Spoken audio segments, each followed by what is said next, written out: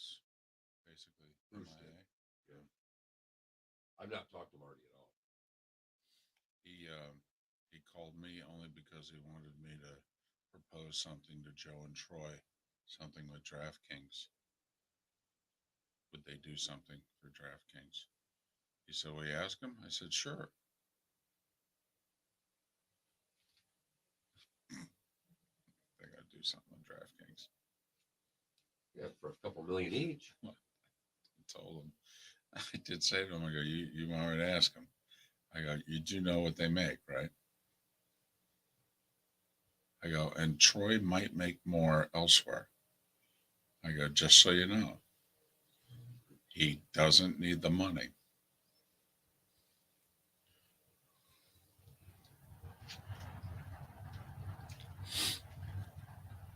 So I was just shooting the shit with the two of them in the booth and said, you guys ever get approached, about DraftKings or anything like that?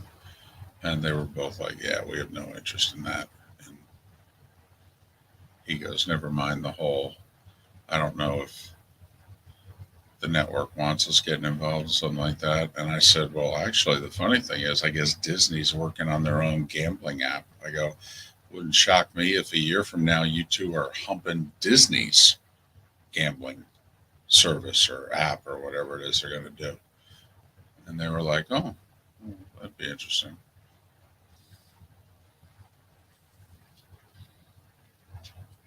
So Monday, we're about ready to leave for the game. And I see this guy carrying a set of golf clubs going towards Joe's car. And then Joe comes out. Well, first off, the guy is Lee Fitting, who's like really high up the food chain. And he puts the clubs in Joe's car. Joe walks out. So when we get to the booth, I go, did you play? He goes, no, I'm playing tomorrow. I go, oh, where are you playing? He goes, Pine Valley. I go, really? So I had then forgot about it Tuesday. And so yesterday I texted him and I go, had you played there before? What'd you shoot? He said, yes, played And I go, what'd you shoot? And he texts, he goes, 79.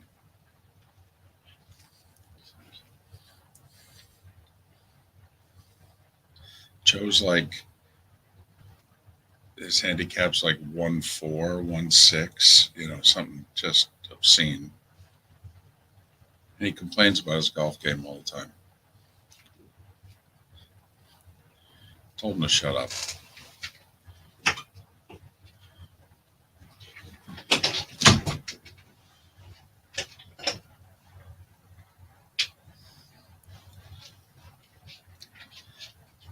So we going to work?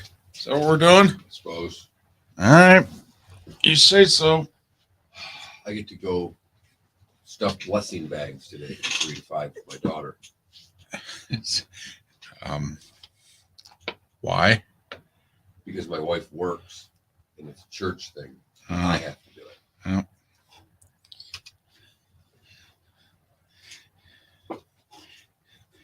Can't the daughter just do it? No. I asked if I could just drop her off. She told no. By the church or by your wife? By my wife. Okay. I was going to say, because there is a higher authority here. And yeah, you got to believe in that higher authority, though. No. I meant the wife. Yeah.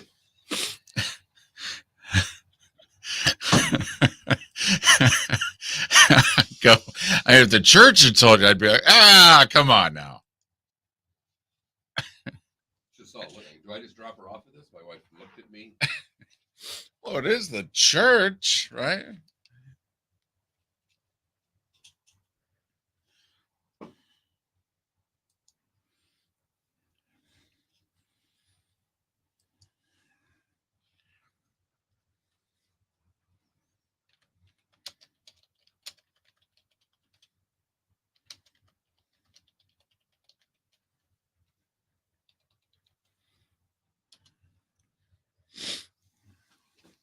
So is Bogarts like percentage points ahead of him? I thought they're tied. Thought they're each 317. 317. Bogarts was listed ahead in my thing, so I didn't know if it carried out. Oh, it's 10 interesting seconds. because the crawl said he's Judge is leading.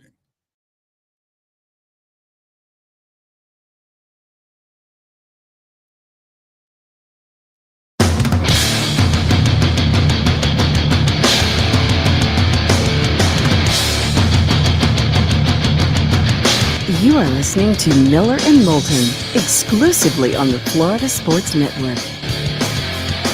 And now, here's Mark Miller and David Moulton. Top of the morning to you.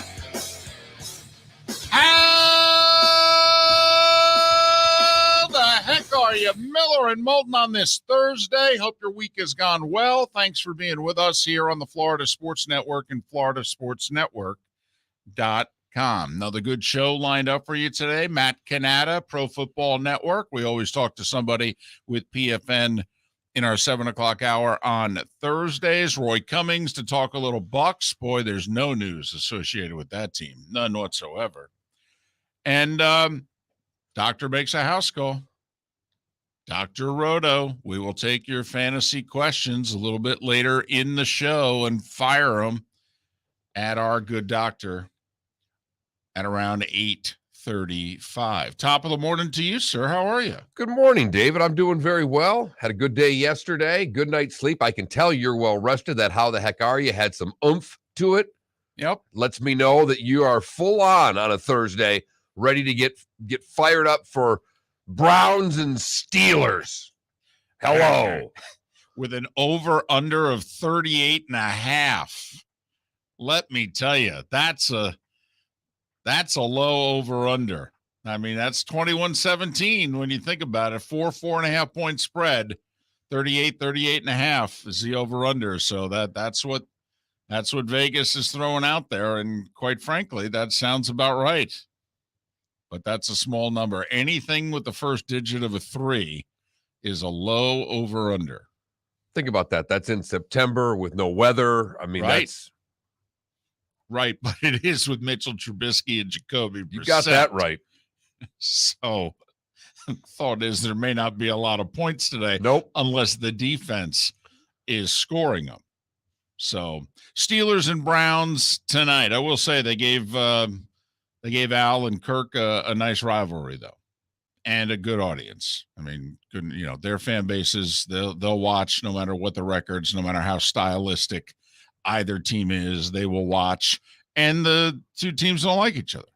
I mean, the Browns really don't like the Steelers. The Steelers are like, oh, so is it this Browns, are they a division opponent? Oh, okay. All right. I guess we'll take them seriously. You mean kind of how Florida looks at Tennessee most of the time? Well, most of the time, yeah. Mm-hmm. Although I will say, no Ben Roethlisberger. I mean, it's been a long time, if you're a Browns fan, that you played the Steelers without having to face number 7 because he owned you. The kid from Ohio that you passed on in the draft made it a point to take it out on you for his entire Hall of Fame career. This is the first time in a while that you're a Browns fan. You're like, well, thank goodness we're at least got somebody else, under center. Man. And the Steeler fans just waiting for the next guy to get under center right now because they're already chanting for Kenny. I know. Even though it's the offensive line more than anything that's holding back the Pittsburgh Steelers right now, like it did last year and like it did the year before that. Yes, it is. I'll tell you, Pat talked about this. You brought this up as well. Man, there's a lot of bad offensive line play in this league right now. I mean, it really is. It's why scoring is down. It's been a while since scoring has gone down, and scoring's down significantly. Scoring's down like a field goal, per team. I mean, it's noticeable right now. Yes, it is. And if by chance you were a gambler and you've been on the unders, you've made a killing the first 2 weeks. And now Vegas is adjusting accordingly. They threw out last couple years numbers out there, and right now the scoring is not matched the last couple years. Hey, to get a 38, I get it's bad quarterback play. I get all of those things, but I mean, to get in the 30s Right. for a regular season NFL game, despite bad quarterback play, that is an unbelievably low number. Yes, it is. 40 is a low number. When you start getting under that number, Vegas is daring you to take the over in this game. I know Dolph fans are listening right now going, what the heck are you talking about? We just scored 28 and a quarter. That's true. And scoring True. still down. Right. That's true. But remember, for 7 quarters this year, you had only scored 34 points. So you scored damn near as much in 1 quarter as you had in the other 7. So Thursday night football tonight, final 2 weeks of the baseball season. Yesterday was, 2 weeks yesterday is when the baseball regular season comes to an end. And there is no game 163. There is no playoff game of any kind. They have a tiebreaker system in place, very similar to the NFL, where head-to-head's the first one. Good.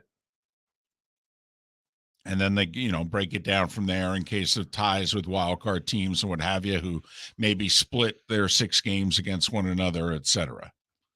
So.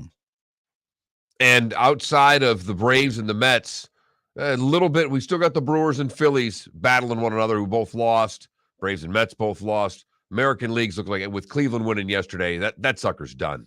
Yeah, the only thing that has happened is the Orioles did win yesterday while the Rays and Mariners both lost. I will say Seattle and Tampa at least got swept by Houston. I mean, they got swept by the best team in the league. But the Mariners are kind of bumbling, stumbling, as Chris Berman is fond of saying, to the finish line here. They put themselves in a great position to break the longest playoff drought in North American sports right now. They haven't been in the playoffs since 2000. And they're kind of bumbling, stumbling here in the last week. Even though the Orioles had lost 10 of 15, they still had a chance. And now Baltimore's 4 back of Seattle. I know 4 back with 2 weeks to go, but Mark, maybe it's because I'm a Mets fan and I still recall a team being 7 up with 17 to play and not making the playoffs. So, funny things. And Seattle's, they've never done it. Until they do it, like I trust the Rays. I even trust the Jays. They won 91 games last year, even though they missed the playoffs. Seattle did win 89 or 90 last year, but they, that group has not finished the deal. Good news for Seattle is that Baltimore's heading to Houston for 4 of their own. They've still got the Yankees left. They've still got the Jays left. So their schedule the rest of the way is very difficult. But your point is a valid one. I'm the one that's going a little bit more on the limb. I think it's over. I think you're right. I've said that for a few days now. I think you're right. I think that Seattle and Tampa here have lately they've kept the Orioles in it, put it that way. They were all but, done, and now they've kept them in it. And you're right. Mets and Braves for the East, and the Phillies are 2.5 ahead of the Brewers for the final playoff spot. What's interesting is those 2 races kind of collide over the next 4 days because the Phillies host the Braves for 4. So the Phillies need to get a split so they can keep their heads above Milwaukee's water. And yet at the same time, the Braves are not looking for a split. They're looking for at least 3 out of 4 because they're trying to win the East, and a split's probably not going to help them. So 2 weeks ago in the baseball regular season, and really the biggest stories are numbers. Judge at 60 and Pujols at what, 697 or 8? 8, I thought. Yeah, I think he's at 698. So can Albert get 2 more to hit 700? Can Judge get 2 more to set the, quote, American League record for home runs? Judge will. I think Pujols will as well. I think someone will groove one for Pujols. I've felt that all along. Well, I'm surprised 699 hasn't been grooved already, if you know what I mean. I think he's going to see a lot of fastballs when he gets up to the plate. Well, they're in San Diego right now. The Padres, I don't think, can afford to groove anything because they're battling, just to make the playoffs. But I do think that there will come a time where somebody grooves on. Denny McClain did it for Mickey Mantle. All right. A lot of people thought at the end of Denny's 31-win season in 68, and Mantle was staggering to the finish line, and a lot of people thought this might be his last year, and really late in the regular season, all right, Denny McClain called his catcher out and said, tell the hitter it's going to be nothing but fastballs. And so catcher, who I think was freehand, went behind the dish and let the batter, who was Mickey Mantle, know, hey, nothing but fastballs. And, Mickey hit one out, which at the time I think moved him ahead of, like, there was a tie at 534, and that was his 535th homer, and he would only hit one more home run. He retired in spring training the next year. And Mantle got the win. And McLean got the win in that game, exactly. Too. Won his 31st, and Mickey got a homer. Right. And I think if Albert's at 699, I'm telling you, I think there's a chance. So St. Louis heads to LA after their road trip in San Diego. Then Milwaukee, then the rest of their games are against the Pirates. Would obviously be interesting if, LA, even though he played for the Angels for nearly 10 years, but he did also play last year with the Dodgers. It'd be something if he, got to 700 in Los Angeles. But the Brewers are not going to groove him anything, obviously, because they're fighting to make the playoffs. But the Pirates will pitch to him. They will. So he's a popular guy. Okay. He's a popular guy. I think they'll go after him. And he's got 2 weeks to hit 2. Come on. It's done, right? 1 a week. It's not asking a lot. We'll see. I know. Miller and Moulton on this Thursday. It is pointed out to us in our Twitch chat room, Mark, that, we're talking about the Steelers and the Browns and a low over-under of 38.5. Iowa and Rutgers are playing this week in college football. Under. 34.5. Under. I don't know, though. I think Iowa had 2 touchdowns last week. Thought they got to 20. Well, and I think Rutgers got to 16, I think, a 16-14 win over Temple. So, yeah, I mean. Offenses are really starting to get it going. Right. 34.5. And as you pointed out, really nice September weather, too. Right. Can't blame this on late November. Miller and Moulton on this Thursday. Did you hear about the 2 Rays who apparently got in a, quote, altercation, unquote, in the parking lot after the game Monday? Altercation in the parking lot. Now, when you hear the word altercation, don't you think punches were thrown? Yes. They're claiming there were no punches thrown. They were just really yelling at each other. That, to me, is not an altercation. That's an argument. Thank you. It's a verbal altercation. No, it's an argument. I know. That's right. That's very Gen Z of you to take an argument and make it into a confrontation. Now, it's the technical. I know you're trying to play devil's advocate with that one. You're trying to back them up, and that was nice of you. But it was described as an altercation, and then they go, well, no, we're just yelling at each other. That's an argument. I'm with you. They say it's behind them now. Miller and Moulton. Thanks for being with us. Florida Sports Network. Ladies and gentlemen, hi. Excuse me. Hey, the line starts back here. Ma'am, if your party's not here, you're going to have to go around again. If you had the opportunity to avoid all this, wouldn't you? Salt Live is the official transportation provider of the Miller and Moulton Morning Show, making your trip to and from the airport seamless and stress-free. Salt Live is supported with the help of local partners like the Bayfront Inn. Gather your family and friends and enjoy a leisurely day on the water with a pontoon or deck boat. If you prefer to explore the waterways without a motor, the Bayfront has canoes, standboards, and kayaks. At the end of your journey, enjoy lunch or dinner at the Bamboo Tropical Bar and Grill. The Bayfront Inn, something for everyone on 5th Avenue in downtown Naples. BayfrontInNaples.com. When you need a ride, book with Salt Live Transportation, 308-8686, or book on saltlivetransportation.com.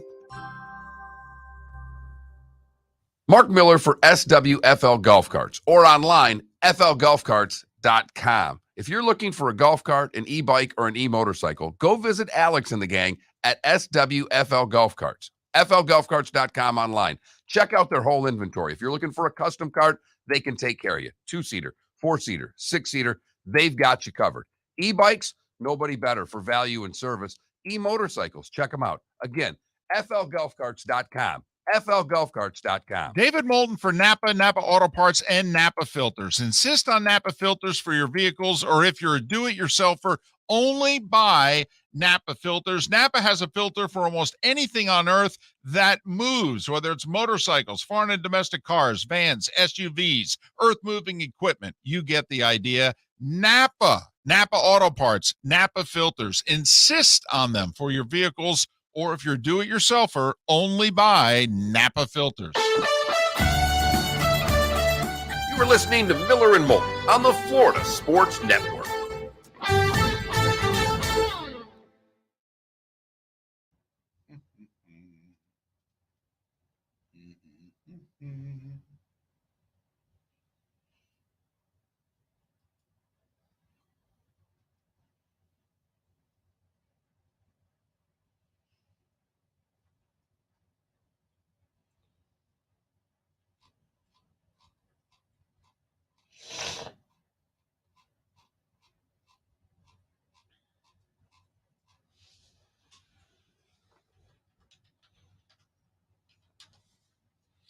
Need a poll question. All right.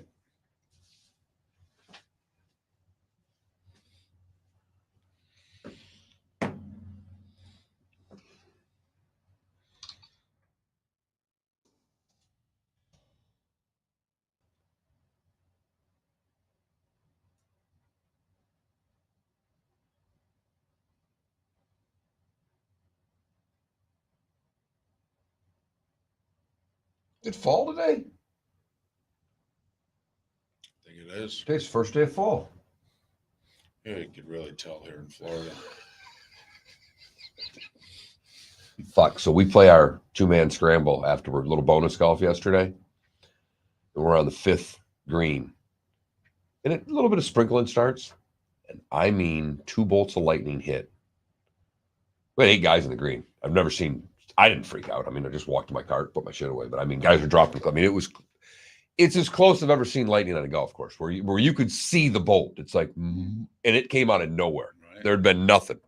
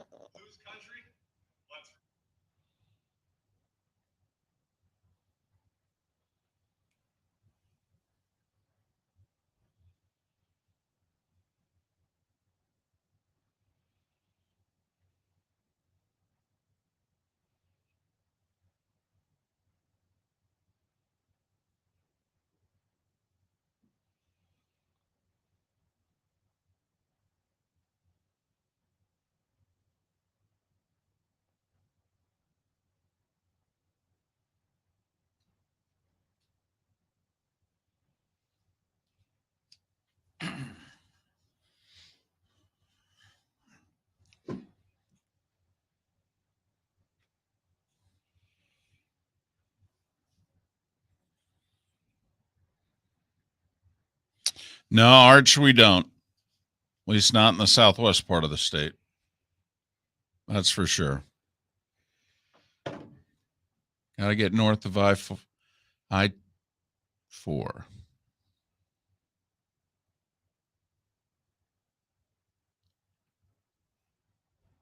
You were over at Alico and 41 would be my guess, Paul, right by that Raymond C. Page School. That's a train wreck around pickup time. Yes, it is. If not, if it's another one, I.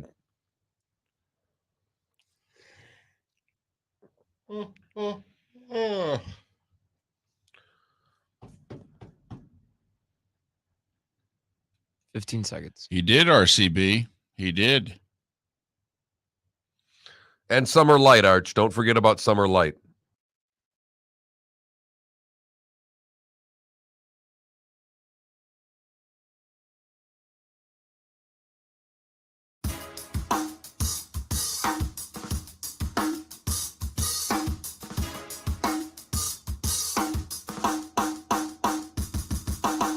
Welcome back to Miller and Moulton, only on the Florida Sports Network.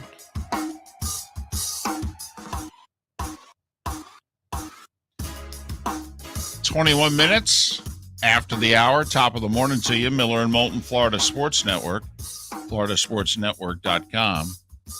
You just realized something during the commercial break there. Well, you could tell, and I played golf yesterday, the cool breezes that were coming all about the golf course. Really? Yeah. Where'd you play yesterday? Right here, Southwest Florida. Really? Nice cool breeze. You could tell that fall was coming, David. By cool breeze, what, it felt 92? Something like that. Okay, gotcha. So, yeah, first day of fall. Fall. Yep. Just welcome to fall, everybody. It feels just like fall. Make sure you have a light jacket handy. Yeah, you're going to need it. And by need it, we mean maybe a couple nights around Thanksgiving. Possibly. Maybe. Possibly. For those in Lake City and surrounding areas, maybe in a couple months. Miller and Moulton on this Thursday. This is dangerous to do.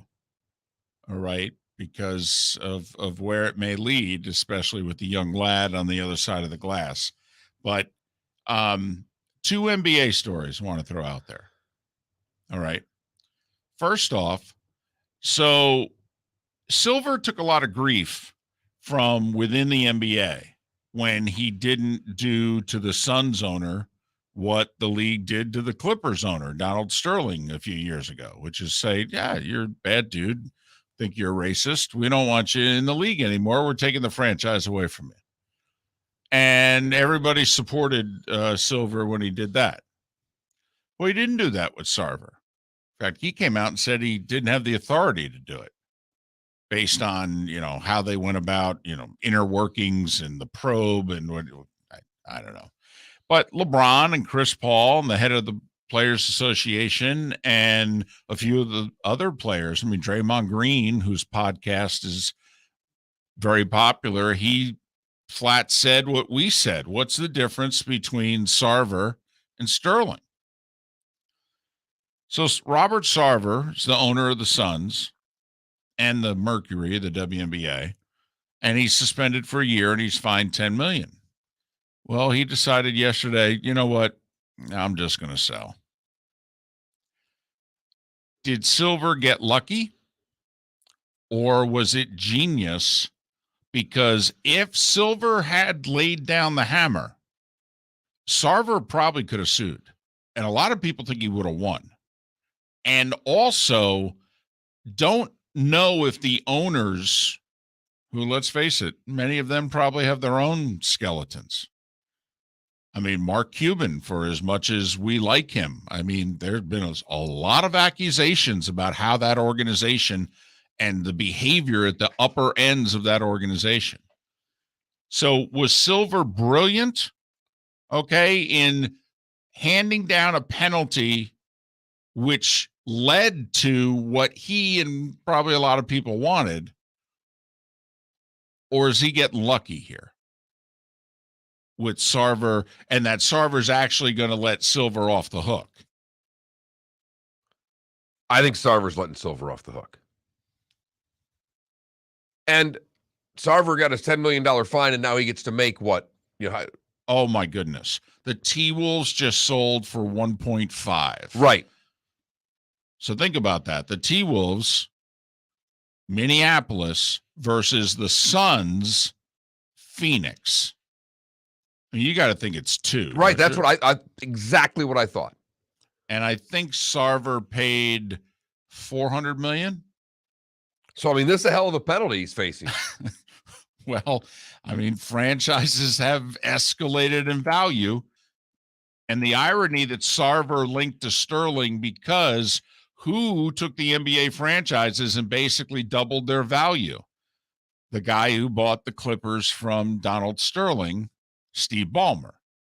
The Clippers were valued at around $1 billion, just under $1 billion. And Ballmer said, I'll give you 2.1. Let's just end this right now. You don't have to take any other bids. I'll give you $2 billion for the Clippers. All the other owners said, damn, our franchises just went up. Just doubled. The Clippers? Life is good. The Clippers? Right. They haven't even made a conference final. What the heck? That $2 billion. They're like 7th in their own city as far as popularity. I was going to say they're 2nd in their own city in our league. In a distant 2nd at that. $2 billion. They're 3rd if UCLA has a pulse. That's true. They really are. They're the 3rd most popular basketball team in Los Angeles.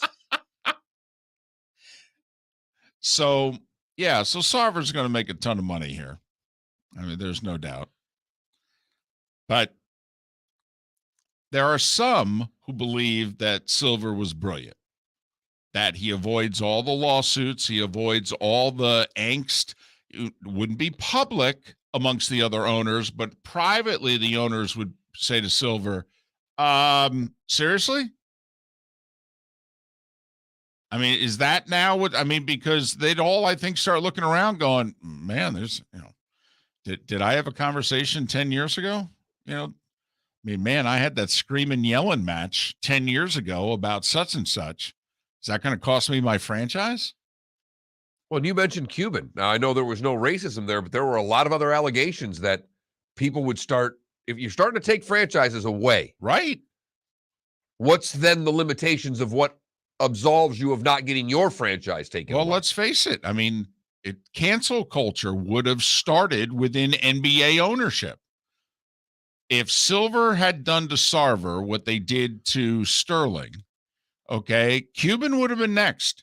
That people would have brought up all the other stuff and said, well, come on now.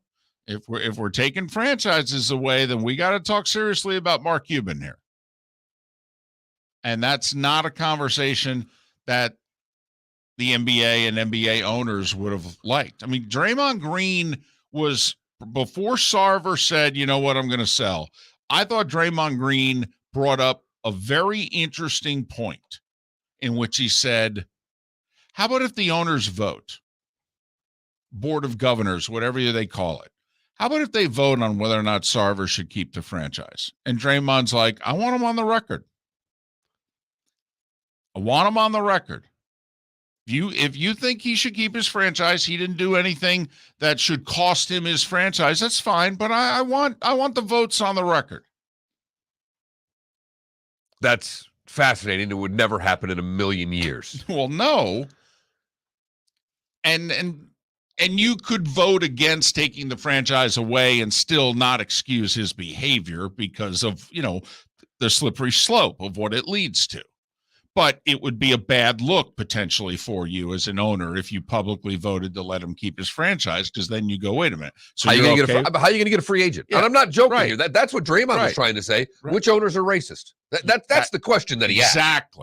Exactly. Even though that would have been, I think, slightly unfair, but it would have been a bad look. Right. But that's the question that he asked. Right. He just phrased it a lot more eloquently than I just did. So the Suns and Mercury are for sale. You think Sarver did Silver a solid here? I do. So you don't think Silver pushed him just close enough to the edge and then just walked away and said, just give it time. Just give it time. He'll sell. Okay. We don't have to kick him out of the league. He's going to do it himself. I do think the minority owner coming out and saying he should sell didn't help Sarver's cause a whole hell of a lot either. Also, a major sponsor came out and said, if he comes back, we're done. And so other sponsors, I think, would have felt the pressure to do the same. But so that's just one of the two big NBA stories that's actually out there. We'll get to the other one on the other side with the starting five. That is next. Miller and Moulton. Another good show lined up. Dr. Roto in 2 hours to take your fantasy football questions. He makes his house call right here on Miller and Moulton. Where else but the Florida Sports Network? David Moulton for Napa Auto Parts, and Napa Filters. Insist on Napa filters for your vehicles, or if you're a do-it-yourselfer, only buy Napa filters. Napa has a filter for almost anything on earth that moves, whether it's motorcycles, foreign and domestic cars, vans, SUVs, earth-moving equipment. You get the idea. Napa Auto Parts, Napa filters. Insist on them for your vehicles, or if you're do-it-yourselfer, only buy Napa filters. Mark Miller for SWFL Golf Carts, or online, flgolfcarts.com. If you're looking for a golf cart, an e-bike, or an e-motorcycle, go visit Alex and the gang at SWFL Golf Carts. flgolfcarts.com online. Check out their whole inventory. If you're looking for a custom cart, they can take care of you. 2-seater, 4-seater, 6-seater, they've got you covered. E-bikes, nobody better for value and service. E-motorcycles, check them out. Again, flgolfcarts.com. flgolfcarts.com. Ladies and gentlemen, Hi. Excuse me. Hey, the line starts back here. Ma'am, if your party's not here, you're going to have to go around again. If you had the opportunity to avoid all this, wouldn't you? Salt Live is the official transportation provider of the Miller and Moulton Morning Show, making your trip to and from the airport seamless and stress-free. Salt Live is supported with the help of local partners like the Bayfront Inn. Gather your family and friends and enjoy a leisurely day on the water with a pontoon or deck boat. If you prefer to explore the waterways without a motor, the Bayfront has canoes, standboards, and kayaks. At the end of your journey, enjoy lunch or dinner at the Bamboo Tropical Bar and Grill. The Bayfront Inn, something for everyone on 5th Avenue in downtown Naples. BayfrontInNaples.com. When you need a ride, book with Salt Live Transportation, 308-8686, or book on saltlivetransportation.com.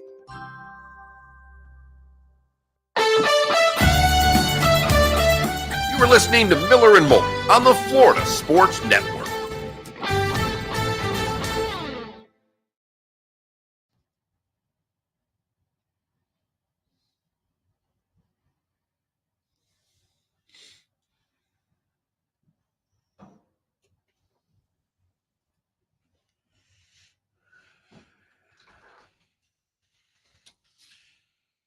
Echo, I am guessing it is Joe Davis and John Smoltz. Remember, Joe Buck doesn't work for Fox anymore. But yes, I would guess a Thursday night primetime game, judged with a chance of some kind of history. Yankees, Red Sox also. I'd be shocked if it's not Joe Davis and John Smoltz. But hold on a second, though, because a buddy of mine, hold on, it might be Adam Amin, because a buddy of mine works with Adam, and I thought he said he was headed to New York on Thursday.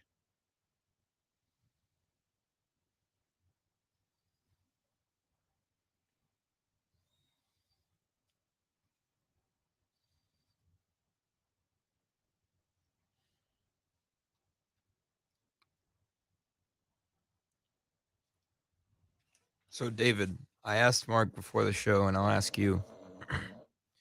At what point did you realize, like, okay, this guy, Barry Bonds, he's juicing?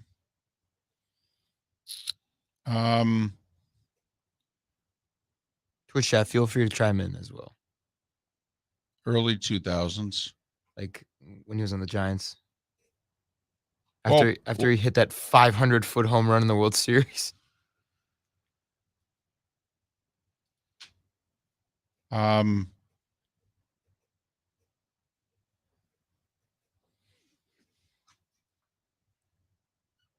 But it was after Sosa McGuire.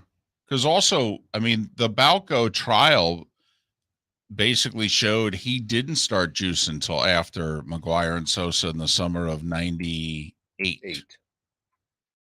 Okay, that Bonds admittedly was jealous and was like, well, the trial, somebody basically said that Bonds claimed, well, shit, if they're going to do it, and get all this accolades, and I might as well do it.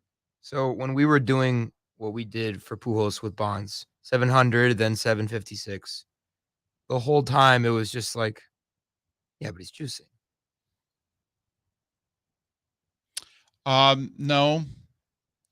No, we were in denial because it was history. Now, by the time 756, yes, people were like, this isn't right. He clearly is cheated. All right. And this isn't right that he's passing Hank Aaron. But when the year though that he hit 73, okay, we were still kind of going along with it. But by a couple years later, because was it 01? When did Almero? No. Fawa, it has the guy that broke Fawad there. Yeah. Right. The writer that I'm talking about. That's probably 2 years after 75 that starts coming out. Was it 01 that Bonds at 73? It might have been.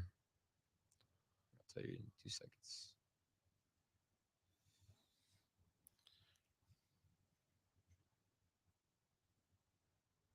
It was 2001. Yep. And what year did he hit 49? Was that 99 or 2000? 2000. You mentioned this, I think, on the show earlier. He never hit 50. No.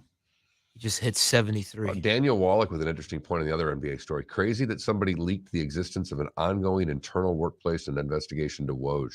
So much for confidentiality. That's worthy of its own investigation. Becomes a much bigger story now if the Celtics had just gotten out ahead of it. Well, I think somebody leaked it because the word is they're going to suspend him today, and the question's then going to be, wait a minute, what the hell they suspended him for? 10 seconds.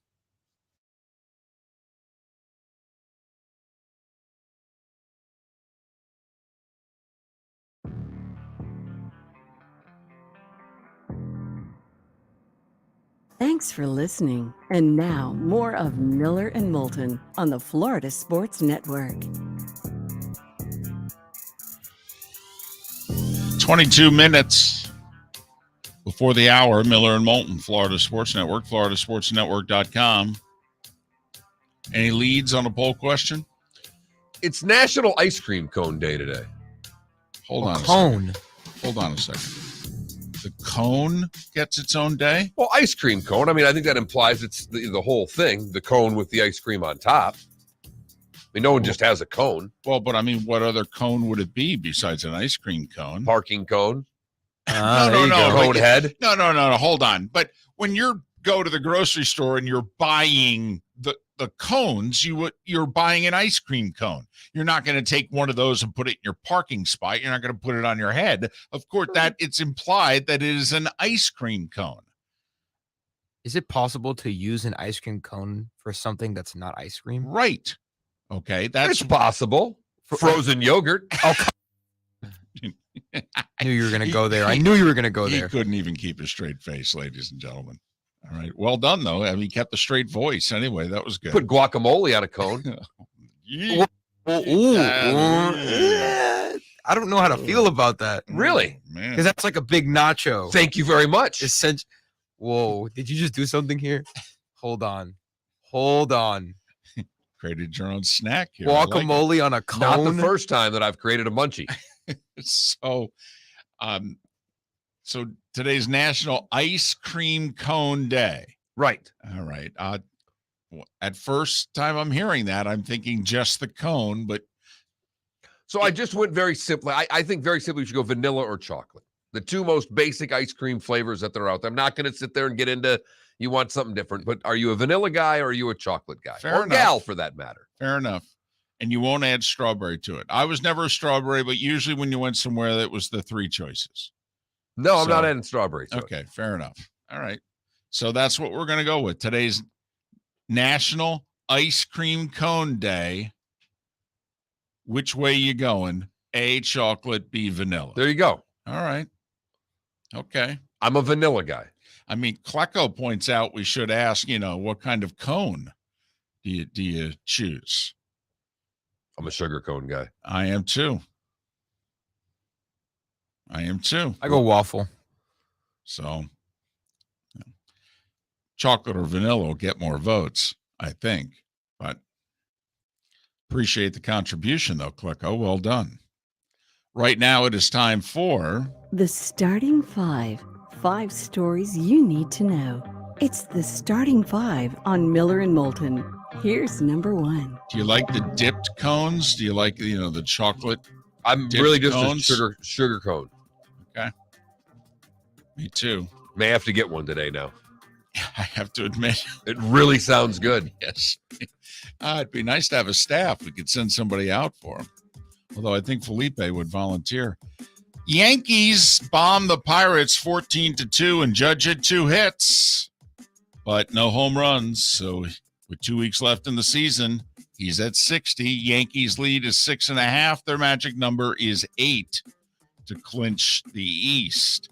Judge with the 2 hits is hitting .317. So is Xander Bogaerts, who also went 2 for 4. Red Sox lost to the Reds, however, 5-1.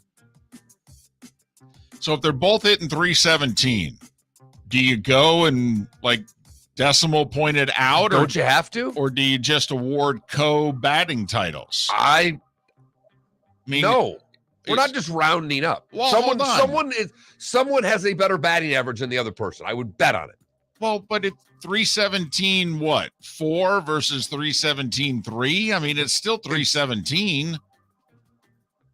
I'm just asking. So if it was 317.5 versus 317.4, well, but if it was 317.5, it'd be rounded up to 318. So if you beat him by the right 1/10, you can win it. Right. But if you beat him by the wrong 1/10, it's a tie. That sounds asinine to me. Just wondering. I'm just telling you.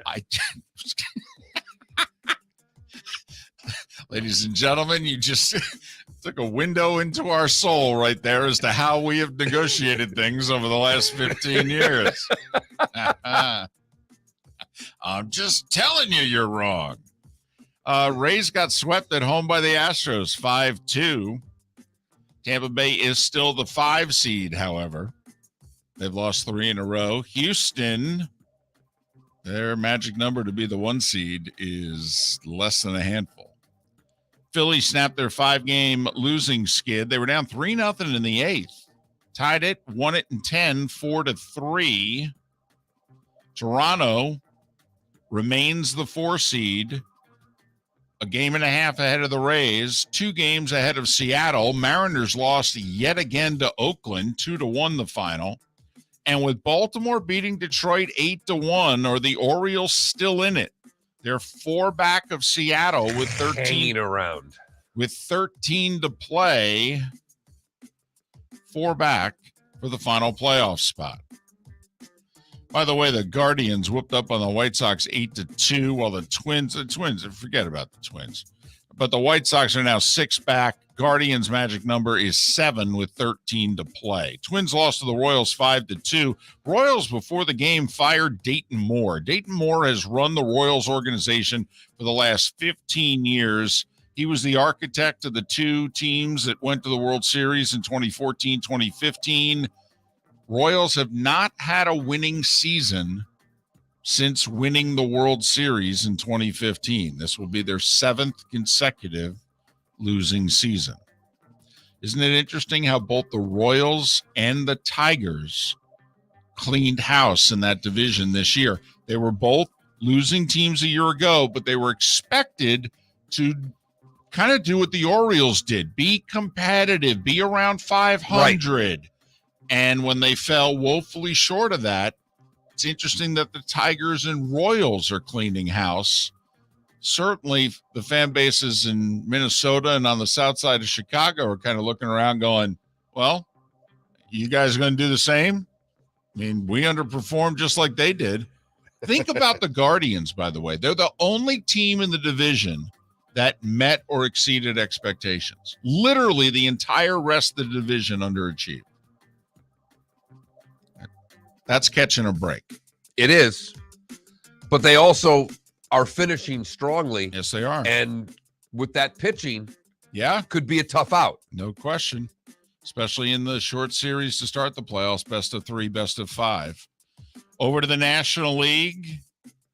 Braves played first and lost to the Nats 3-2. Mets had a chance to gain a game, and they lost to Milwaukee 6-0.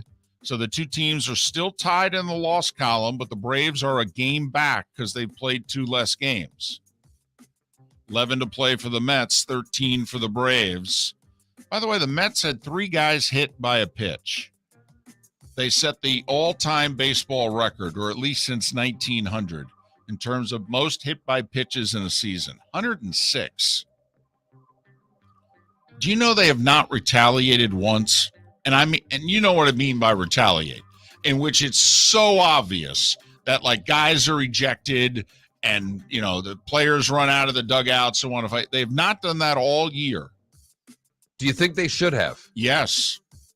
I mean, at some point, you got to stop getting plunked, don't you? Yes. And Showalter all but announced there was one series where they had 3 guys hit in the first game and 2 guys hit in the second. And before the third game, Showalter basically said, I'm telling you right now, if a guy gets hit, I can't hold them back anymore.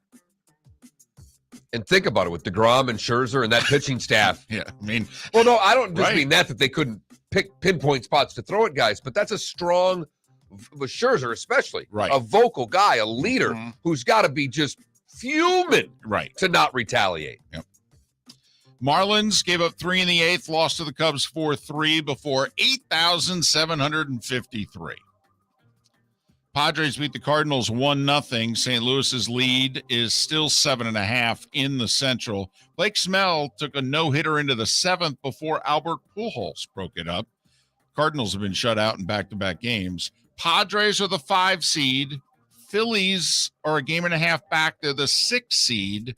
Milwaukee 2.5 behind Philadelphia with 2 weeks left to determine who the wild cards are in both leagues. Giants beat Colorado 6-1. They announced before the game Buster Posey has become a part owner. Now it's a small amount, but he bought into ownership of the San Francisco Giants, former Florida State standout. Dodgers beat Arizona 6-1. Their magic number to be the number 1 overall seed in the National League is 4. Texas beat the Angels 7-2. 2 more hits for Ohtani. By the way, it was reported yesterday that Randy Arozarena and Yandy Diaz got into an altercation Monday in the parking lot after the Rays lost to the Astros. Both players were kept out of the lineup on Tuesday. Arozarena, anyway, addressed it yesterday and said it wasn't an altercation. We yelled at each other. We got some things off our chest. We're good. Kevin Cash said, listen, guys, it's a long season. Things happen. And the things that do happen, we keep in the clubhouse. So there. NFL, Justin Herbert is questionable Sunday against the Jags. Remember, he had a fracture to his rib cartilage. He's feeling, quote, more comfortable, unquote, but he did not throw at practice yesterday. Chase Daniel would start against the Jaguars if he can't go. Rams tight end Bryson Hopkins suspended 3 games for violating the NFL's policy of substance of abuse. It doesn't sound like PEDs. No. Lamar Jackson, right elbow soreness, did not throw at practice yesterday. He vows he will play in New England against the Patriots Sunday. Mike Evans' suspension was upheld yesterday. He will be out Sunday for the Bucs against the Packers. We mentioned it last segment. Robert Sarver is deciding to sell the Suns and Mercury instead of sitting out a year and then remaining owner a year from now. A story broke overnight. Celtics head coach Ime Udoka faces a suspension by the Celtics for an intimate consensual relationship with a female staff member That's a violation of the organization's guidelines. Reports are he's not going to lose his job, but that the suspension could be lengthy, even as much as the entire season.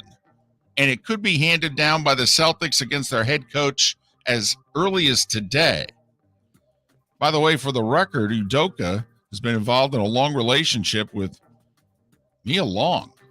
Yeah, they have a child together. Right. Yeah. That's a screw up, dude. So a guy cheated on his wife and did it inside the office. I get it. If it was an assistant coach, okay, that he cheated with, I could understand it. I'm a little surprised in this day and age. I mean, Jenny Dell was covering the Red Sox and Will Middlebrooks was playing third base for the Red Sox. Now, Dell did get reassigned, but everybody knew about their relationship for a year. But then when somebody outed the relationship, Nesson reassigned her. Well, okay. Twitter is doing its thing and have narrowed it down to their VP of Player Organization and Development, Allison Fisher. But it's not a coach. It's not someone that he's the boss of. Someone in the front office, right? He's not the boss of that person. Right. You're right. So this will be interesting. It's a coworker. And whether or not you agree that any business has the right to basically say, sorry, if you work here, none of you can date. Okay, because that's what it sounds like the Celtics policy is. If you work here, you can't date anybody who works here. Right, but a season suspension after you just made the NBA Finals. Well, it's up to a year. My guess is he won't get the year, but I hope not. So does Brad Stevens come down? They're talking it's going to be one of the assistants is what I'm reading. But well, because remember, he lost his top assistant who got the job as the Utah head coach. All right, golf, President's Cup is underway this afternoon. I know many of you are clamoring for it. By the way, Greg Norman had a rough day on Capitol Hill yesterday. Had more people yell at him than like what he had to say, apparently. But he did say, hey, if you guys want me to testify before Congress, since the Department of Justice is investigating the PGA Tour for antitrust violations, I'll be there. You name the time and the place, I'll do it. Thursday Night Football tonight, don't forget. On Amazon, Steelers at Browns, Cleveland a 4.5-point favorite. Over-unders 38.5. Vegas is basically saying 21-17 or thereabouts, Cleveland. Place your bets accordingly. And it's 7 minutes before the hour. That was the Starting Five every weekday morning at this time on Miller and Moulton.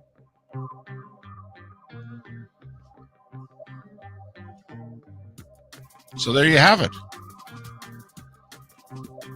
That Boston story's fascinating to me. Yeah, it's layered.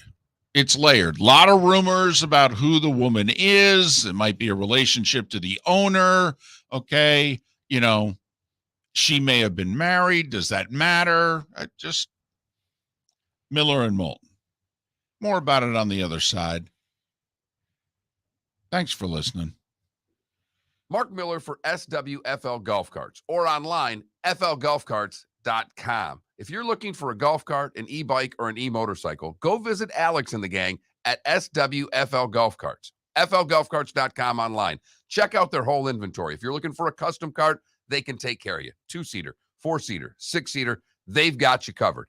E-bikes, nobody better for value and service. E-motorcycles, check them out. Again, flgolfcarts.com. flgolfcarts.com. Ladies and gentlemen, once again. Yeah. Hi.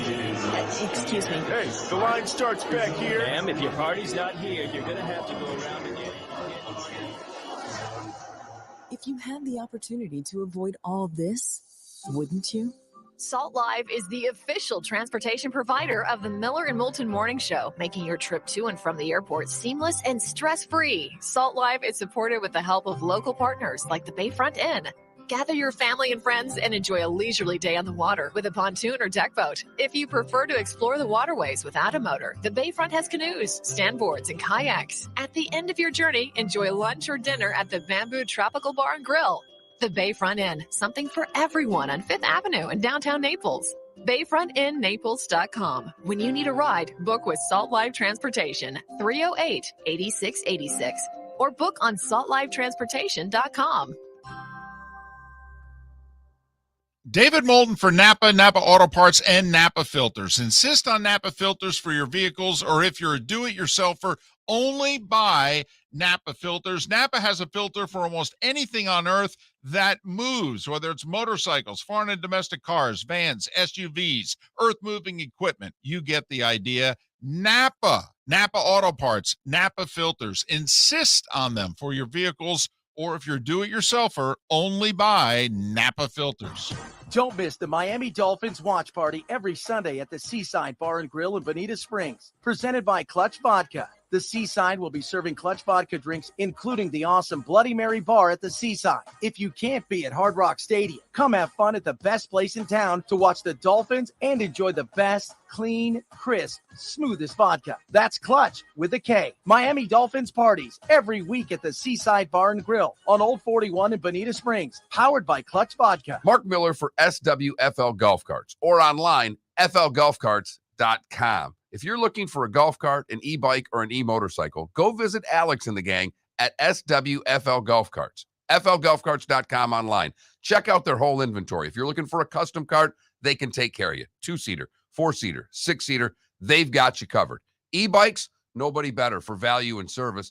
E-motorcycles, check them out. Again, flgolfcarts.com. flgolfcarts.com.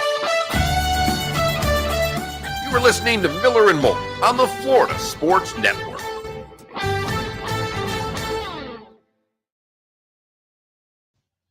Putin will be killed. Somehow, some way, Putin will be killed. Here's a serious question on that. Does it matter? Because the kooks behind him are just as fucking kook. But it may, because apparently this is really backfiring. Well, apparently now he's emptied the prisons now to send them to fight, and they're not going to fight. Well, that's why they're fleeing. Well, at least they're being sent to fight. Well, right. It's like what was the movie with Tom Cruise where he was the drug smuggler in the CIA, and he was in like Arkansas with his wife, and they're bringing in all the troops from Nicaragua or El Salvador or whatever, and they're dropping them off to train them, and they're all just running.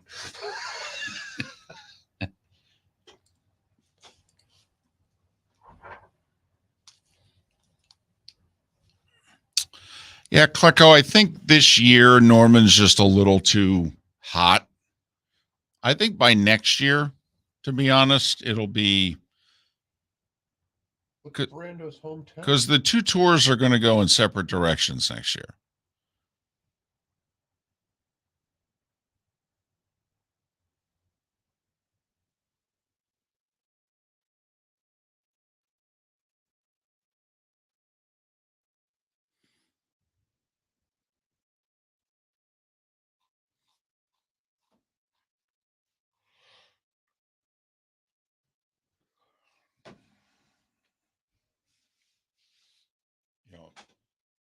Not that we would have gotten the votes, but another good poll question is, does a business have the right to basically set dating policy?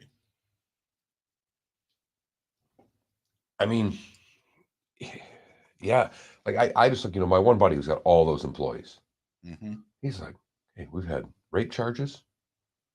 These are 3,000 employees. I got a city. So he looks, he goes, I got a fucking small town. Yeah. He goes, so think of anything that can happen in a town can happen at my place of business. Sure. Absolutely. The boss, the one guy said it was consensual, the woman said it wasn't, and that's the shit he was dealing with, Yeah. But he also had husband, he also had the other side where a lot of people, a lot of workers there. Where do you meet people?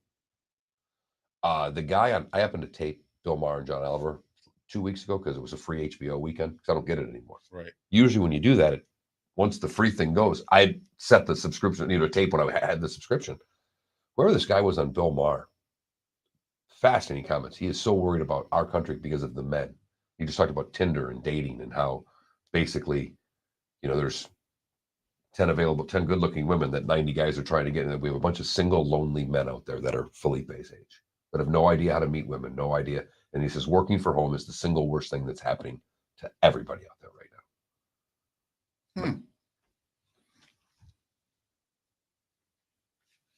Well, Klecko, you're a sponsor and you put enough money, then, it was Shark Shootout for a couple of years because they didn't have a title sponsor. And I don't think it was ever the Shark Shootout when it was here. That was the early days. And also, we just kind of called it that because he's the Shark. But, yeah, it is Norman's event. It's also why he can decide not to come.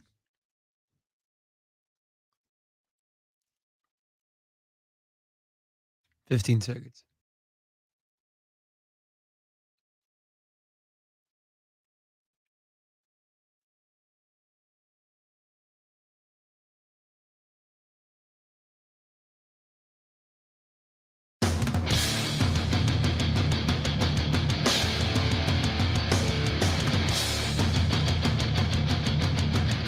You are listening to Miller and Moulton, exclusively on the Florida Sports Network. And now, here's Mark Miller and David Moulton. Hour number 2 of Miller and Moulton on this Thursday. Matt Cannatta, Pro Football Network, to join us coming up in about 35 minutes' time. Roy Cummings to talk everything Buccaneers 1 hour from now.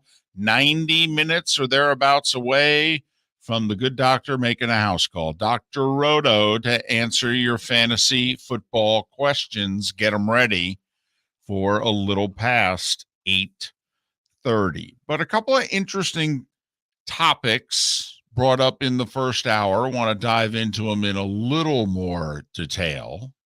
And if you're just joining us, one of those topics is a story that broke late yesterday. I think it was Woj who first broke it, but he was pretty vague in the story. And then it was, Shams there who broke it with more detail. And eventually now both are saying the same thing, that Celtics head coach faces a suspension. It's been described by many as could be lengthy, but he's going to be suspended by the team, not by the league. He hasn't violated a league rule. He's violated, apparently, organizational guidelines.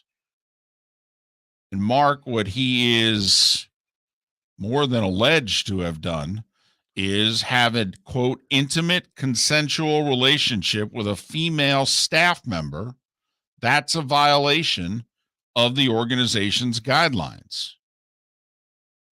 And I think for many of us, the natural reaction, we've got business owners out there listening, is do you feel you can, should, do, or don't legislate who can date, who can, or have affairs? Because it's alleged that the female staff member is married. Udoka's been in a long-term relationship with actress Nia Long. So, I mean, your thoughts on your company that you're working for saying, by the way, none of you can date each other.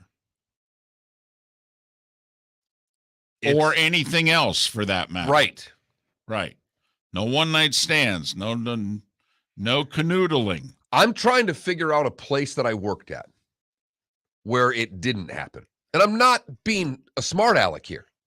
You and I both worked in the media for TV and radio stations. A lot of salespeople, a lot of inter-office dating went on in our world. Well, but I think it happens first off, I mean, you end up forming, whether it's friendships or intimate relationships, a lot of times with the people you work with. You end up spending a great deal of time with them. So it's only natural, I believe. Also, you and I happen to work in, media, you with teams. The days and hours that we work are not Monday through Friday, 9 to 5, which even leads to you're around less people. You're not even in the quote unquote real world. I mean, think about it, Mark, almost all the time you were working on Friday and Saturday nights. So you're not out at an event meeting someone new. Okay. You're around the same people. You're working. I used to work till midnight, 1 a.m. Well, who am I going to go out with at 12:30 in the morning? Now, I was married, okay, and I happen to be a faithful husband. But the people that were in my life besides my wife and daughter were my coworkers. I didn't meet anybody new. I worked 2 to midnight. I always got heat when I was a broadcaster for minor league hockey teams because there was always this line, you weren't supposed to hang out with the players. I was supposed to keep a distant relationship from the players. Right. I'm basically the same age as all of these guys. The coaches are older. The coaches are guys that are now our age, David. And I'm in my 20s, they're in their 20s. And I'm like, really? I'm on a bus with them. I spend all my time with them. I'm in the locker room. And after the game, I'm just supposed to go sit at the corner bar with an assistant coach. Not happening. And I got in trouble for that a little bit. Never anything where it cost me a job or threatened of a job, but it was something that maybe was a little more frowned upon. People are saying it's because he cheated. Okay. So now we have morality issues that, we're only going to not condone. So 2 single people can get together, but if one of the 2 people involved is married, then it can't happen. Right.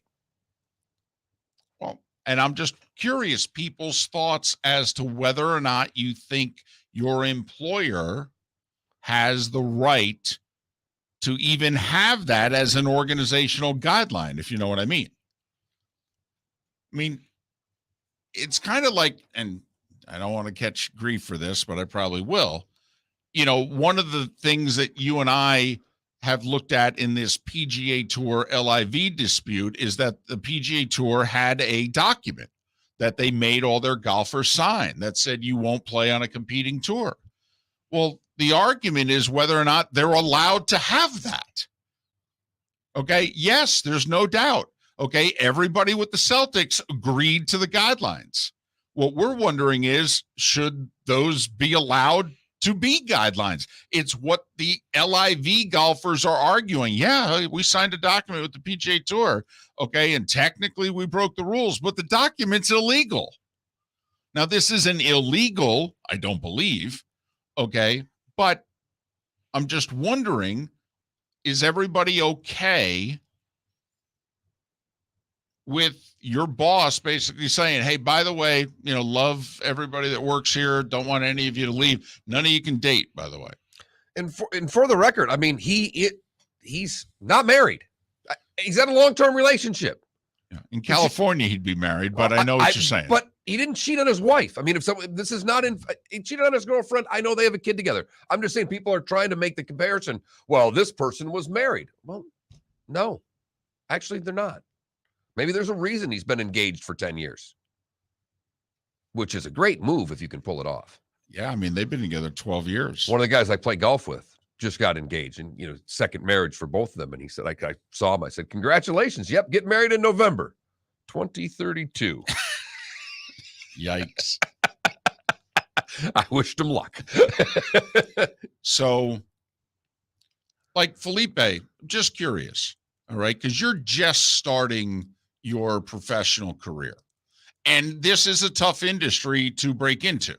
I mean, obviously, you're getting up at 4:45 in the morning like you really want to do that, to work with us 2 yahoos. Okay, but let's just say we said to you, hey, love you working, but you can't date. Now, we don't work for this station that we're doing the show from, but let's just say we did. And it's like, hey, just so you know, love having you here and the whole that. Can't date anyone here. Okay, would that bother you at all? Well, what I'm curious about is whether Ime Udoka knew about such policy. Of course he did. Yeah, you have to assume he did. Of course he did. I mean, come on. Of course he did.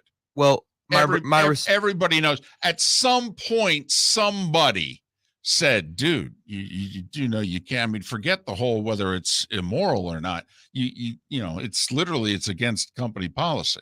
Well, Ime Udoka did just coach the Celtics to the finals, to the NBA finals. So I don't really know how suspending him would help them. But I find this story fascinating. I do too.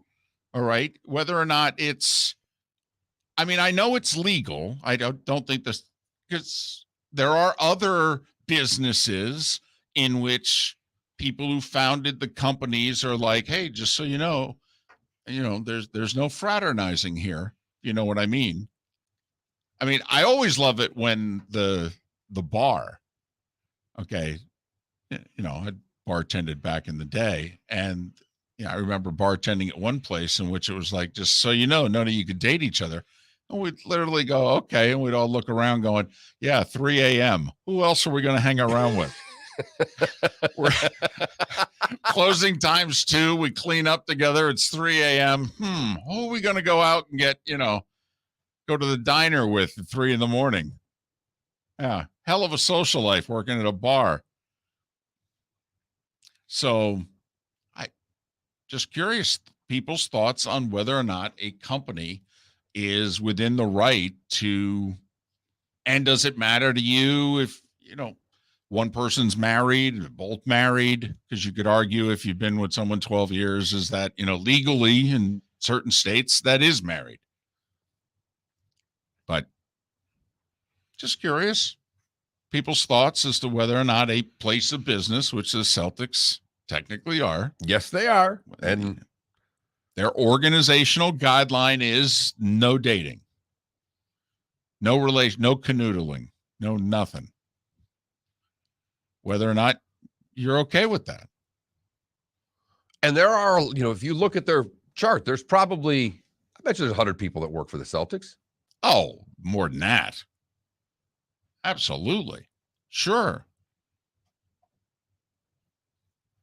I find this, and if he's going to get suspended, and they're talking a lengthy suspension, which then leads to people really digging into all of the other. Well, did anybody else that ever worked from the Celtics? Are there anybody in the ticket department dating someone from the marketing department? I mean, well, don't laugh, but oftentimes, like cheerleaders / dancers, it is policy. All right, you cannot have any relationship with any of the players. I mean, Spoelstra married a Heat dancer. Yes, he did. Okay, and I'm willing to bet large amounts of money that it was against the rules for her to date him. Might not have been against the rules for him to date her, but I'm willing to bet large amounts of money that it was against the policy of the Heat dancers to have anything to do with the players or the coaches. Justice Winslow was dating a Heat dancer. Yeah. I mean, I know of professional cheerleaders who have lost their jobs because it was found out that they were dating one of the players. And I mean, that's a big pay cut for those girls because they're making about $150 a game. Right. But they do pay for the outfits and the makeup. Though. Correct. Right. Mm-hmm. So. Can you imagine if Brad Stevens actually does a Pat Riley and just like, all right, I guess I got a coach now. Well, there are a few people who said that this is Brad Stevens pulling a Pat Riley when he got rid of Stan Van Gundy right on when it was like, I think the Heat are ready to win a title. How about if I come down and do the coaching? So, Klecko in our Twitch chat room pointing out, how about Phil Jackson and Ginny Buss? Now, but we don't know if the Lakers had a policy against it. The Celtics do. It's against their organizational guidelines, Mark. I've never been big on organizational guidelines, David. Well, you have been big on violating them. Miller and Moulton. David Moulton for Napa, Napa Auto Parts, and Napa Filters. Insist on Napa filters for your vehicles, or if you're a do-it-yourselfer, only buy Napa filters. Napa has a filter for almost anything on earth that moves, whether it's motorcycles, foreign and domestic cars, vans, SUVs, earth-moving equipment. You get the idea. Napa Auto Parts, Napa filters. Insist on them for your vehicles, or if you're a do-it-yourselfer, only buy Napa filters. Miller and Moulton here for the Clutch Vodka Play of the Day. Mark, remember Nick Charles, Fred Hickman, the CNN Play of the Day? Yeah, CNN did a nightly sports show. That was a while ago. Yes, it was. Just work with me. Everyone liked the pod, the Play of the Day. So how about we have the Clutch Vodka Play of the Day? Sounds good. Fun. Smooth. Like Clutch Vodka. Listen weekday mornings for the Clutch Vodka Play of the Day. That's Clutch with a K. Don't miss the Miami Dolphins watch party every Sunday at the Seaside Bar and Grill in Bonita Springs. Presented by Clutch Vodka, The Seaside will be serving Clutch Vodka drinks, including the awesome Bloody Mary bar at the Seaside. If you can't be at Hard Rock Stadium, come have fun at the best place in town to watch the Dolphins and enjoy the best, clean, crisp, smoothest vodka. That's Clutch with a K. Miami Dolphins parties every week at the Seaside Bar and Grill on Old 41 in Bonita Springs, powered by Clutch Vodka. Mark Miller for SWFL Golf Carts or online, flgolfcarts.com. If you're looking for a golf cart, an e-bike, or an e-motorcycle, go visit Alex and the gang at SWFL Golf Carts. flgolfcarts.com online. Check out their whole inventory. If you're looking for a custom cart, they can take care of you. 2-seater, 4-seater, 6-seater, they've got you covered. E-bikes, nobody better for value and service. E-motorcycles, check them out. Again, flgolfcarts.com. flgolfcarts.com. You were listening to Miller and Moulton on the Florida Sports Network.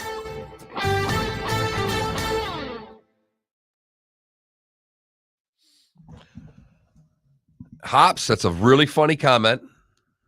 And I have no idea because we walk out the door at 10 o'clock and don't see anybody. Looks as if the one girl, the promotions girl, looks like she's fairly cute. Last door on the left next to Adam's office. She seems really nice. She smiles and is friendly. Over there? Back corner. Gotcha. The one on the other side's Ryan Beasley's wife. Yeah, I don't talk to anybody. I say hi if I pass them, I say hello. I try to be friendly. But I try to just stay in here. Yeah, when I get water, I go in the different direction. So the only two people I see are the two co-hosts on B103.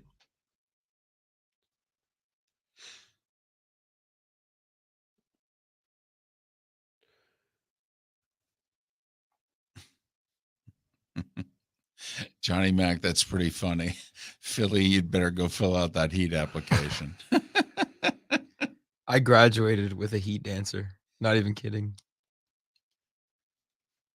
And you know, naturally she's yeah.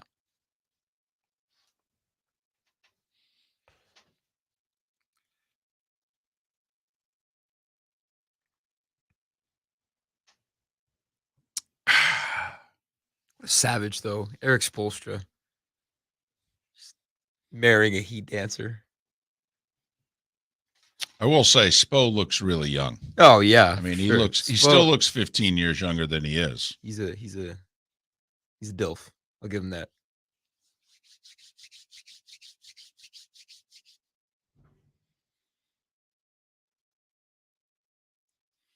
So you got the clip? Oh yeah. Okay.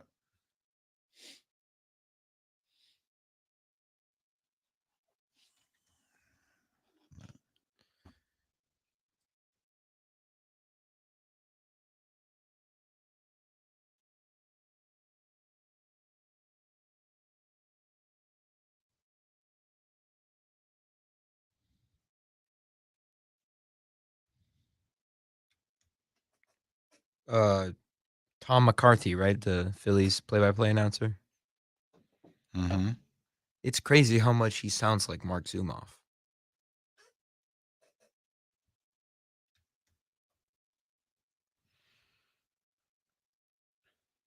Man, I miss Mark Zumoff. Where's that fantasy question that was asked? Oh, the Tua Trevor Lawrence one. Is that what it was? Yeah. I think. Oh my God! 15 years ago today was the Gundy rant. I'm a man. Jeff or Stan? I'm 40. No, Mike Gundy. Oh, Not Gundy, not Van Gundy. Not Van Sorry. Gundy. Oh, I know that rant. Yeah.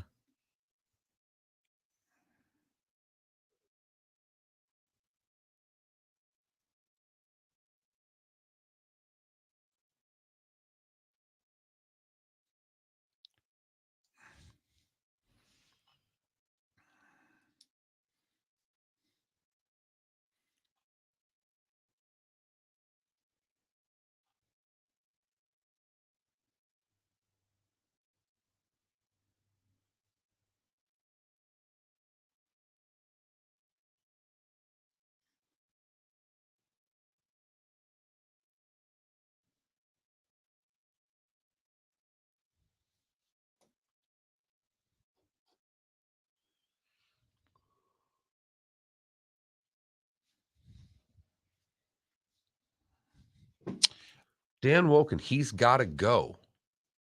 Like Sham's thing, the coach had a long time. He's got to go. Like he thinks he's got to be fired for having a relationship. Is what Dan Wolken's tweeting. What world do we live in? I don't. What I don't world understand. do we live in? If she was an assistant coach, I would totally get it. I would. But first off, if anything, if she's a member of the front office, and also there are different aspects of the front office. Like, is she in the business end? We're coming back.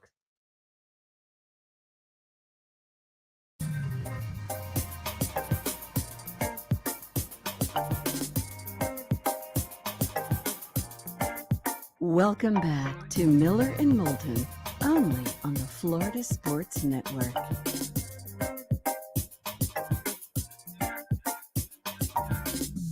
$21 past the hour. Miller and Moulton, Florida Sports Network, floridasportsnetwork.com.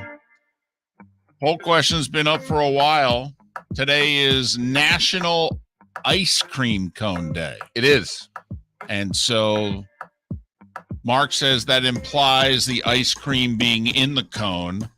I just thought it was a day for the cones. Waffle or sugar or... No, and some people have asked, you could go throw a little marshmallow cheese in a cone, go that route. Someone said, how about chicken and waffles in a cone? So we went a little more basic, a little more standard, since Mark was emphasizing the ice cream part of the cone as opposed to the cone part of the cone. So chocolate or vanilla? What are you? And I'm a vanilla guy. I'm a chocolate guy. Vanilla getting 57% of the vote right now, early voting. Vanilla's going to win? Wow. It's early voting. Our audience is pretty vanilla. Not true at all. Not true at all. We've gotten the hate texts and tweets and comments for over 15 years. There ain't nothing vanilla about it, baby. It's not vanilla, the Celtics policy on organizational guidelines, man. And people are fired up about this. Apparently, the head coach of the Celtics is at a long-standing affair with someone in the organization. And he's facing a suspension by the team for an intimate consensual relationship with a female staff member. I don't know who the female staff member is, but I know it's not an assistant coach. My guess is, based on what they're saying, looking at the Celtics organizational chart, that it's either the VP of Player Development and Organizational Growth or the Director of Mind, Health, and Wellness. Because those are the two people in the basketball department that are female. Okay. Now, here's my question. Why is he in trouble? I mean, if anything, the organizational flow chart, first off, and someone commented in our Twitch chat room that, he worked for a large organization. It was basically, listen, everybody's in their own column, if you know what I mean. You can't date within the column because in theory, then one is a supervisor over the other. Okay. But if, you work in column B and you work in column E, then you two can date. And what I'm wondering here is, it doesn't seem as if he's the supervisor to any one of them. So why is it that he's in trouble? Apparently, the Celtics just don't let you date. You work for them. You can't date somebody who also works for them. Oh, okay. So, and this is a team suspension that's going to be handed down. I mean, Adam Silver has nothing to do with this. One of the teams I worked for, not the one in Florida. I knew one of these was going on. One of these interoffice romances. Both people had others. Right. Gotcha. And it went on for years. Gotcha. And he had no idea that I knew because she and I were good friends. Gotcha. And I busted her. And for years, I was the only one able to keep that secret. I just always, they moved on. It still kept going on. And I'm like, it didn't affect our team one bit. Was one of them supervising the other? Nope. Okay. All right. Did the owner know? No. I literally, I'm the only person that knows. Okay. Other than the two of them. Gotcha. So you can chime in on that. FSN Radio, all one word, to 21,000. That's our text line. Or, why don't you watch us? Follow us. Subscribe to the Miller and Moulton Twitch.tv channel. Twitch, by the way, where you can see Thursday Night Football for free. So, and then you can chime in our Twitch chat room. It's also how an hour from now you could send in questions to Dr. Roto for his weekly fantasy visit. You know what time it is now, though, Mark? It's time for that Clutch Vodka play of the day. That's Clutch with a K. Thank you. We go to Philadelphia, right? Really? I mean, it's a couple days after Jalen Hurts destroyed the Vikings. Well, until we get Maction, David, it's tough on Tuesday. It's tough on Wednesdays and Thursdays to find a football play to get into this little segment. But there's a couple weeks left in this baseball season. So for today's Clutch Vodka play of the day, we go to Philadelphia. Oh, hold on.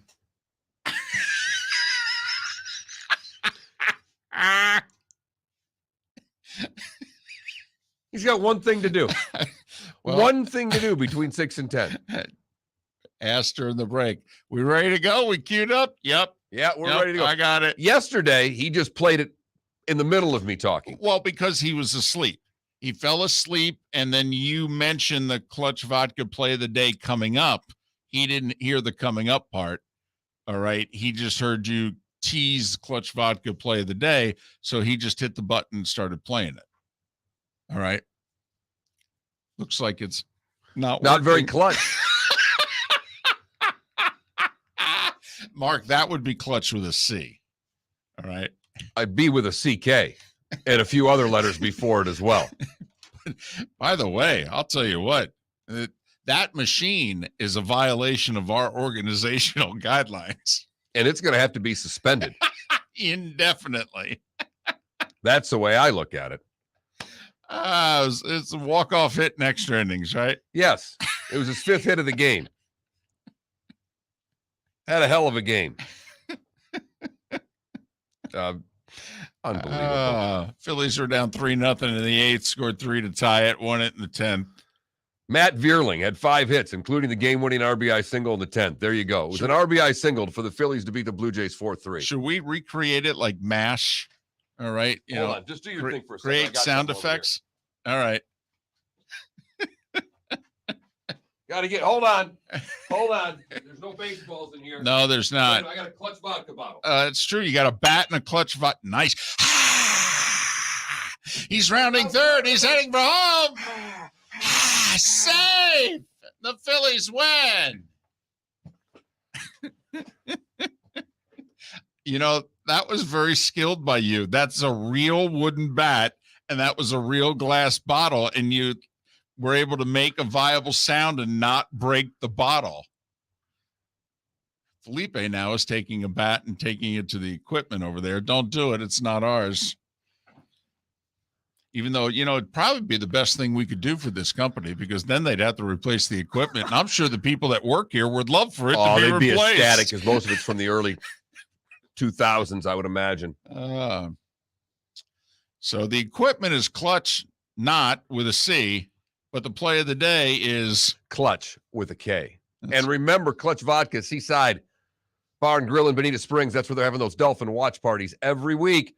And I think the Dolphins have kind of a big game this week. Nance and Romo, I believe. And the Wolf. Working on her for Still tomorrow. Still efforting. Working on her for tomorrow. Nothing else may get her for Monday. And that's fine, too. The aftermath of what going to be fascinating to see how the Dolphins fare with the Bills. That could be clutch, David. Think about it. We got Florida, Tennessee this weekend. We got Bucks, Packers, Dolphins, Bills. Some marquee games involving teams in this state this week. Thank you very much. And not one of the Florida teams is, well, are the Bucks favored? They by 2.5. But that's a small favorite. By the way, Bakhtiari didn't play Sunday night. That does not seem to be working out well. No. You got to wonder about his future, whether or not he's just done. And that would be a huge loss for them. Miller and Moulton. Matt Cannatta, Pro Football Network, coming up, speaking to the Dolphins. We'll talk to Matt about them and the rest of the league next. Miller and Moulton, we thank you so much for listening right here on the Florida Sports Network. Golfers, are you bored of the same old driving range warm-up routine that's not getting you the results that you want on the course? Power up your golf swing by adding resistance bands to your range sessions with the Orange Whip Golf's Power Strap Kit.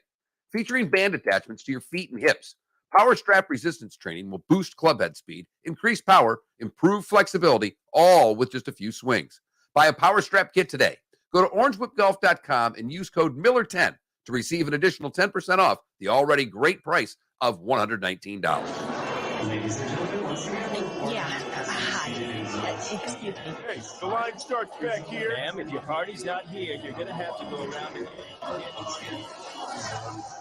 If you had the opportunity to avoid all this, wouldn't you? Salt Live is the official transportation provider of the Miller and Moulton Morning Show, making your trip to and from the airport seamless and stress-free. Salt Live is supported with the help of local partners like the Bayfront Inn. Gather your family and friends and enjoy a leisurely day on the water with a pontoon or deck boat. If you prefer to explore the waterways without a motor, the Bayfront has canoes, standboards, and kayaks. At the end of your journey, enjoy lunch or dinner at the Bamboo Tropical Bar and Grill. The Bayfront Inn, something for everyone on 5th Avenue in downtown Naples. BayfrontInNaples.com. When you need a ride, book with Salt Live Transportation, 308-8686, or book on saltlivetransportation.com. Mark Miller for SWFL Golf Carts or online, flgolfcarts.com. If you're looking for a golf cart, an e-bike, or an e-motorcycle, go visit Alex and the gang at SWFL Golf Carts. flgolfcarts.com online. Check out their whole inventory. If you're looking for a custom cart, they can take care of you. 2-seater, 4-seater, 6-seater, they've got you covered. E-bikes, nobody better for value and service. E-motorcycles, check them out. Again, flgolfcarts.com. flgolfcarts.com. You were listening to Miller and Moulton on the Florida Sports Network.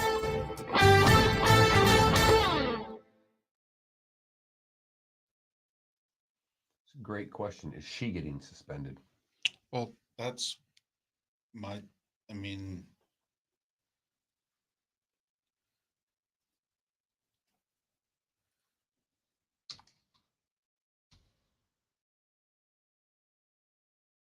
well, I would think she'd have to.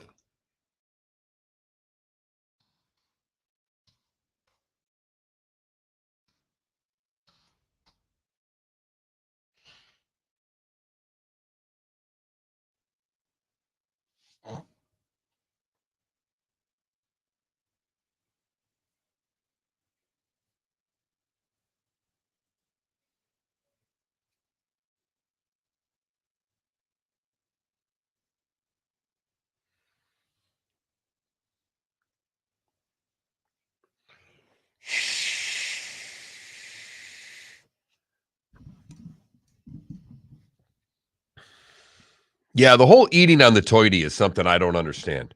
Now, taking the beer with you into the stall is something. Where are you going to leave your beer? That's different. I mean, the urinal actually is set up to set your beer on the urinal and lean it against the wall. I think that's why they created the flush that way.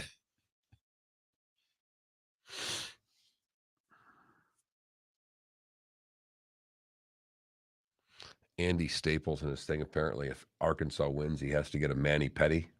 And he's like, that. I know that doesn't sound like much, but the whole idea of someone touching my feet really skeeves me out.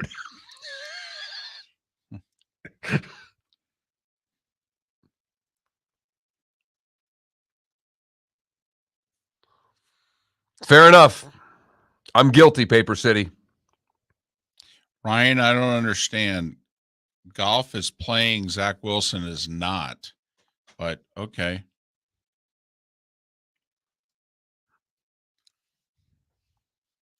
Adam, I admit you got to start putting the heavy stuff down.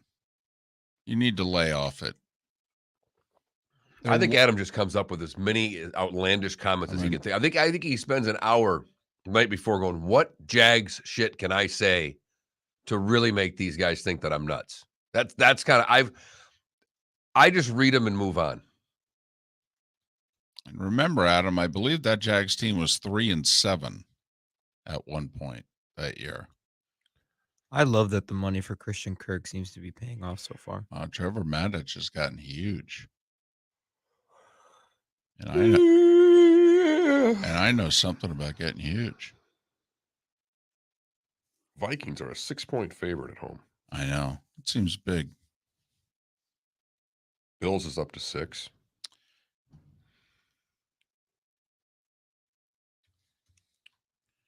Matt Cannatta coming up. This computer's definitely from 2010. Is it back up yet? Nope. I hate this. I thought they got a new one. It was for because there's 2 computers here. Gotcha. So this one's next. Hell, you can even say something from the early 10s is ancient now.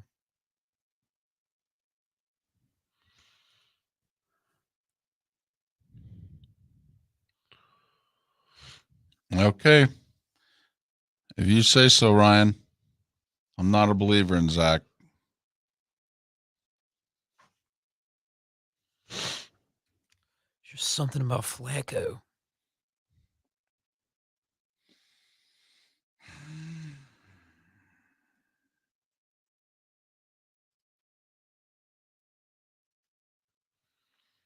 When's this Caribbean mess supposed to be coming to us? I think a week from today.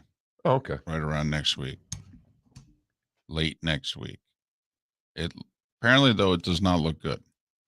And question is whether or not Southwest Florida is going to get a direct hit or whether it's going to be somewhere between Sarasota and Tampa. But right now, the projections are not good. I'll worry about it next week. Not even a hurricane yet. Not even a tropical storm yet, right? It's just a wave.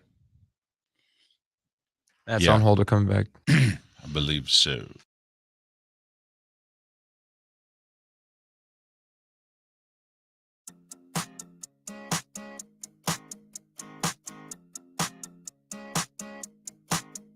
You're listening to Miller and Moulton, exclusively on the Florida Sports Network. 22 minutes before the hour. Roy Cummings at the top of the hour to talk a little Tampa Bay Bucks. Dr. Roto in an hour to take your fantasy football questions. But Matt Cannatta, Pro Football Network, kind enough to join us right now. You can follow Matt on Twitter at Cannatta PFN, Cannatta PFN. You can follow Pro Football Network on Twitter at PFN365. Matt, it's David and Mark. Top of the morning to you. How are you? David and Mark, how are you? Hey, Dr. Roto's a good one. That'll be good stuff for your audience coming up soon. Well, thanks for the endorsement. We agree, and we'll let them know you think so. Hey, listen, Matt, we know you do this for a living, okay? Mm-hmm. But you've been paying attention to football in South Florida for a little while. We think it's the best regular season win the Dolphins have had this century. I mean, is it that big what transpired in Baltimore? It was pretty incredible. Never mind the history books of Tua Tagovailoa and his 6-touchdown, 469-yard performance against the Ravens. The Dolphins haven't won in Baltimore in 25 years, right? It's a team, anyone who follows the Dolphins, even a fair weather fan knows that the Ravens usually have the Dolphins number, right? Brian Flores last year deployed a defensive scheme to stop Lamar Jackson and won that game. That was a surprise.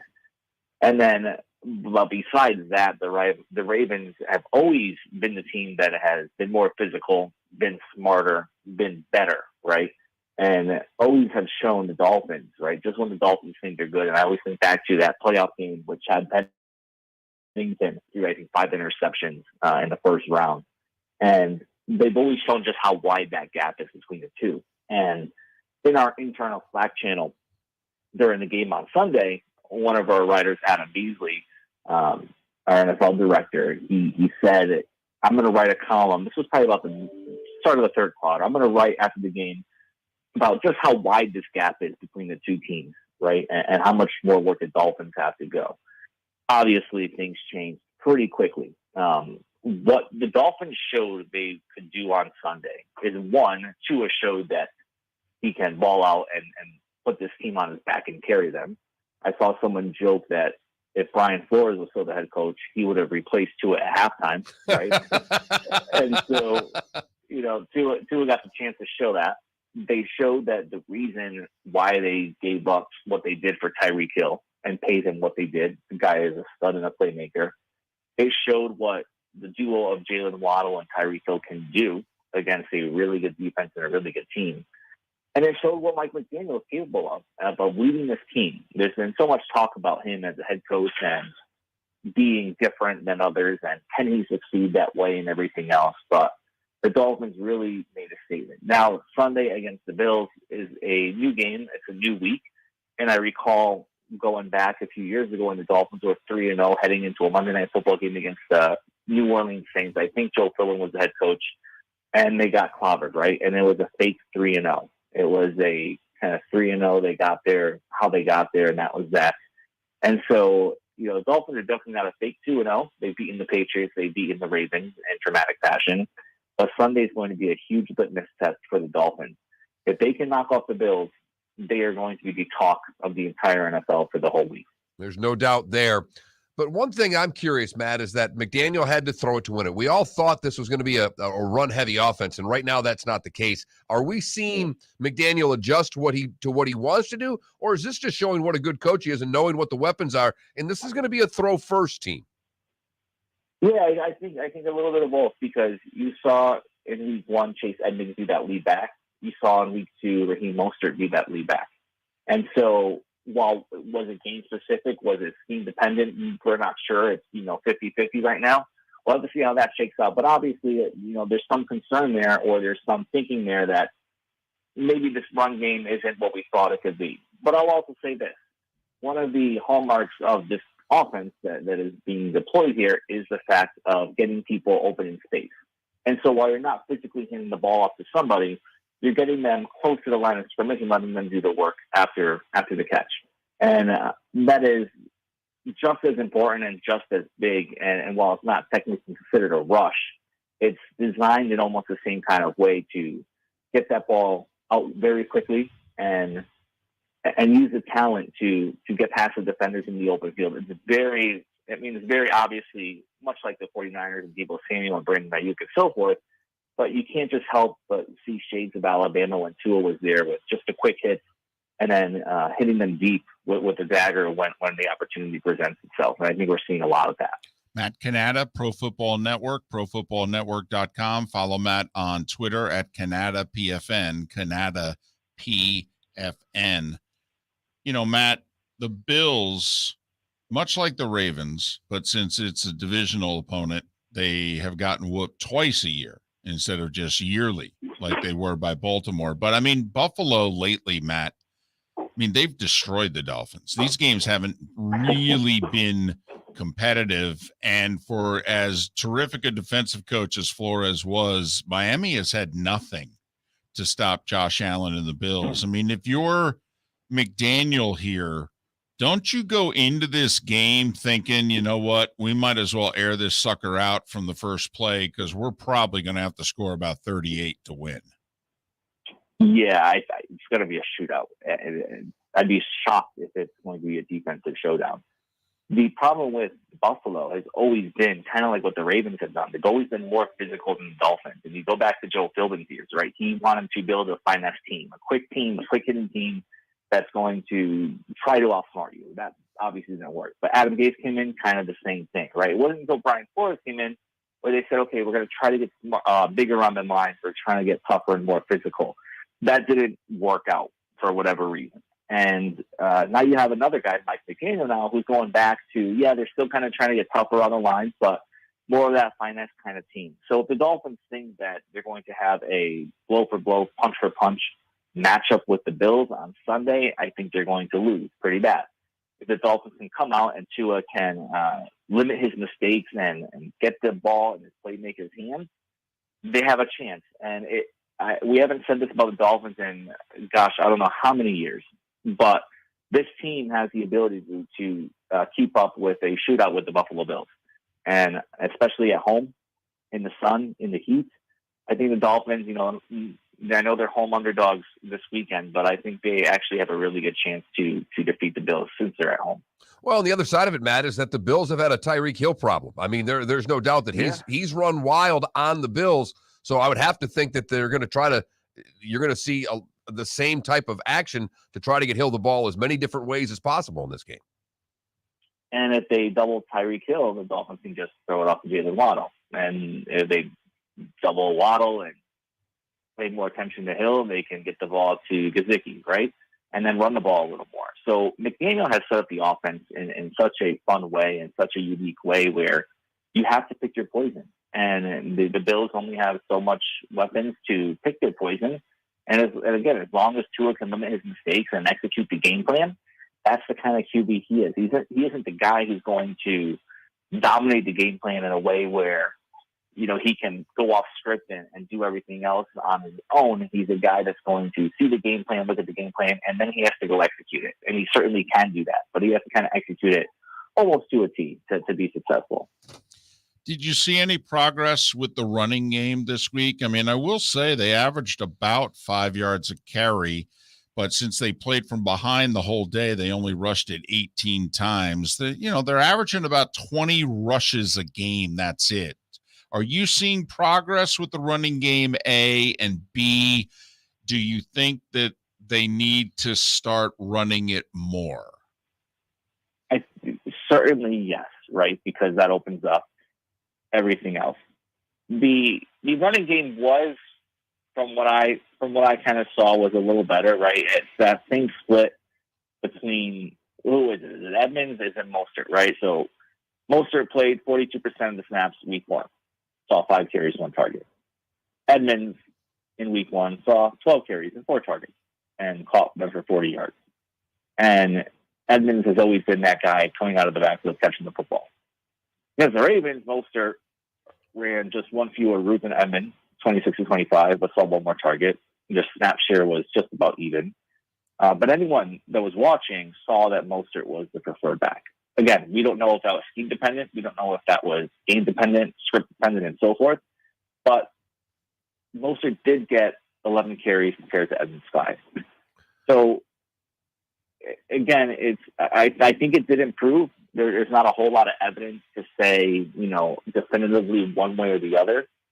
But I think the Dolphins and Mike McDaniel are just trying to figure out, okay, who's the best guy back here? Who's going to keep the defense off balance? And with the speed and everything else that was happening on the field on Sunday, it could have been that McDaniel said, hey, Mostert's the guy for this because, he's the fastest or one of the fastest guys in the NFL. It'll be interesting to see what happens against Buffalo. I think that will be more telling of the story of where the Dolphins think the running game is going here. All right. Matt, this is all well and good. We can talk about 90 different things about the Dolphins, but is there a weak spot on the Bills? I mean, is there anything that you've seen that tells you this team's vulnerable for what Miami can do? Because what I see of the Bills is that this team is, outside of maybe the lack of running game, there's not many flaws on this team. Are there flaws that you see that Miami can take advantage of? Yeah, there is. The offensive line. And Bobby Hart is suspended. One of their offensive linemen is suspended on Sunday. I think he's going to appeal, but we don't know if that appeal will get upheld or not, or if he'll be heard in time for Sunday's game. And if he is out, that just weakens that offensive line. And, if the Dolphins can get that pass rush, if Jalen Phillips, if Christian Wilkins, if Jerome Baker, I think that the Dolphins, and I know they got burned by the Ravens on this when they tried to zero blitz and bring everyone to the line of scrimmage and they get after Lamar, but Lamar and Josh Allen are similar in some ways and very different, right? Josh Allen can run, but he's not as fast as Lamar. So I don't think the Dolphins are going to be concerned that Allen's going to take off down the field all the time. And so if the Dolphins can get to Josh Allen consistently and make him rattled enough especially again in this heat, in this sun, in the humidity, and the way the Dolphin Stadium is set up to put all the sun and all the heat on the visitor sideline. So it just wears them down throughout the game. That is the key to the game for the Dolphins to be successful. And, the defense for them, they have for the Bills, they have one of the deepest, most talented pass rushing units in a long time. You got Von Miller, right? You have two talented linebackers. Once they get Tre'Davious White back healthy, they'll have probably the most talented secondary in the NFL. And, they don't have a lot of weaknesses, but that offensive line is something the Dolphins need to pick up on and exploit. What are you hearing about Xavier Howard? All right. He looked a little gimpy at times in the Baltimore game and apparently is walking around gimpy this week. Yeah, we haven't heard a whole lot beyond, the initial reports. We had our guy Adam out at practice yesterday, and, they're only allowed to observe a certain part, but we weren't able to get a whole lot of information from that. So it's something to monitor, but something probably, the Dolphins aren't going to be too concerned about. And I think Xavier, if there is something there, is going to push the play through it, especially in a game like this, and especially with Byron Jones still on the physically unable to perform list. I don't think it's a huge deal right now. Something to keep an eye on for sure. It's Wednesday, so the initial injury reports come out and the guys get back to the field and to the locker room and so forth. But we haven't heard anything to say that, he's definitively out or definitively something to be worried about. Well, we said before the season started, we thought this team had a chance to be the most exciting Dolphins team probably since Marino in the 90s. And so far, Matt, they are delivering there. Enjoy Sunday. Nice to have a big game in Miami in September. And we'll talk to you soon. All right, guys. Take care. Matt Cannatta, Pro Football Network, profootballnetwork.com. You can follow Matt on Twitter at Cannatta PFN, Cannatta PFN. Follow Pro Football Network on Twitter at PFN365. Sneaky good fantasy site, too. They've got a lot of fantasy information for you fantasy players out there, not to mention great football stuff as well. What I heard yesterday for Howard was not good. Unable to practice and is clearly not 100%. And it's a leg injury, maybe a hamstring. That doesn't bode well. No, and it's, of all the muscle injuries for the legs, it's the one you can't rush back because it tends to nag on the entire year. You don't want to. And Stephon Diggs is a tough matchup. Really tough matchup, David. This just in. And I think he's a top 5 corner in the league. I think he's the most underrated, outstanding corner in the league. Yes. I mean, and his peers also, for whatever reason, like he doesn't make, you put a list together and he does not grade out well. I don't know if he's not popular or doesn't know enough guys or what, but I think he's phenomenal. For the last 3-4 years as well. Tremendous. Right. When they were bad, he was excellent. Yes. And I'm all for him getting paid. Miller and Moulton. We'll switch gears and talk Bucks next. Roy Cummings on the other side, the doctor, in about 40 minutes on Miller and Moulton. Excuse me. Hey, the line starts back here. Ma'am, if your party's not here, you're going to have to go around again. If you had the opportunity to avoid all this, wouldn't you? Salt Live is the official transportation provider of the Miller and Moulton Morning Show, making your trip to and from the airport seamless and stress-free. Salt Live is supported with the help of local partners like the Bayfront Inn. Gather your family and friends and enjoy a leisurely day on the water with a pontoon or deck boat. If you prefer to explore the waterways without a motor, the Bayfront has canoes, standboards, and kayaks. At the end of your journey, enjoy lunch or dinner at the Bamboo Tropical Bar and Grill. The Bayfront Inn, something for everyone on 5th Avenue in downtown Naples. BayfrontInNaples.com. When you need a ride, book with Salt Live Transportation, 308-8686, or book on saltlivetransportation.com.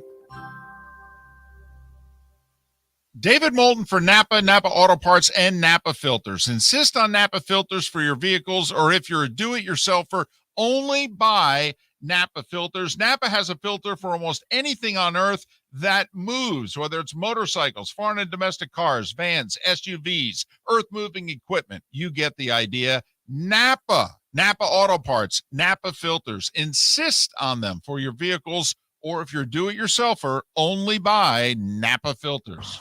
Don't miss the Miami Dolphins watch party every Sunday at the Seaside Bar and Grill in Bonita Springs. Presented by Clutch Vodka. The Seaside will be serving Clutch Vodka drinks, including the awesome Bloody Mary bar at the Seaside. If you can't be at Hard Rock Stadium, come have fun at the best place in town to watch the Dolphins and enjoy the best, clean, crisp, smoothest vodka. That's Clutch with a K. Miami Dolphins parties every week at the Seaside Bar and Grill on Old 41 in Bonita Springs. Powered by Clutch Vodka.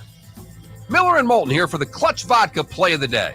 Mark, remember Nick Charles, Fred Hickman, the CNN Play of the Day? Yeah, CNN did a nightly sports show. That was a while ago. Yes, it was. Just work with me. Everyone liked the pod, the Play of the Day. So how about we have the Clutch Vodka Play of the Day? Sounds good. Fun. Smooth.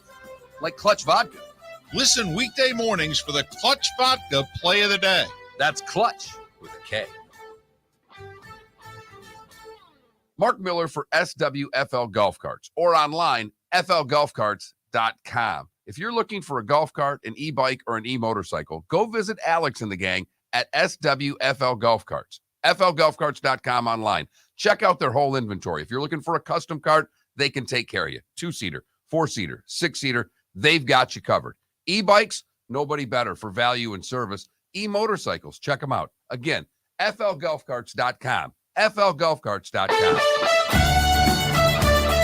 You were listening to Miller and Moulton on the Florida Sports Network.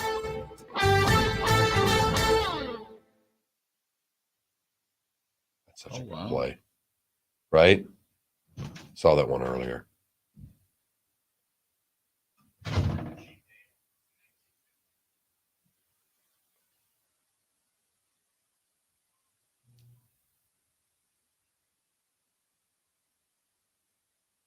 Oh, wow. Ooh. Tell you what, last two plays have been pretty good. They're going to have to really ramp this up here. Oh, well, of course, we got a soccer goal. A save. That was pretty remarkable. Kicked it right at him. But he just under the crossbar, though.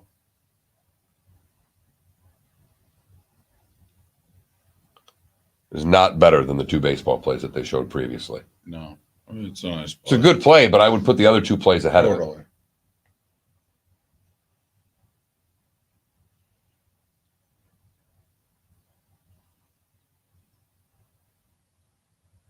I need to see a replay.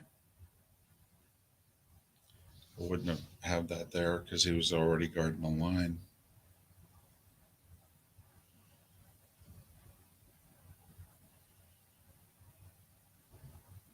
Oh. Oh, all right. Fun little double play. Still think the right fielder sliding play and doubling the guy at first was the best one of all of them. Yeah.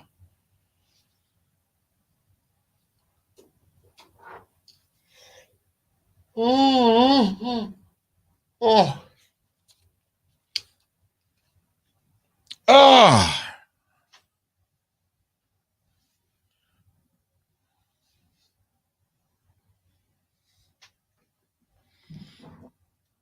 The irony, Adam. The irony.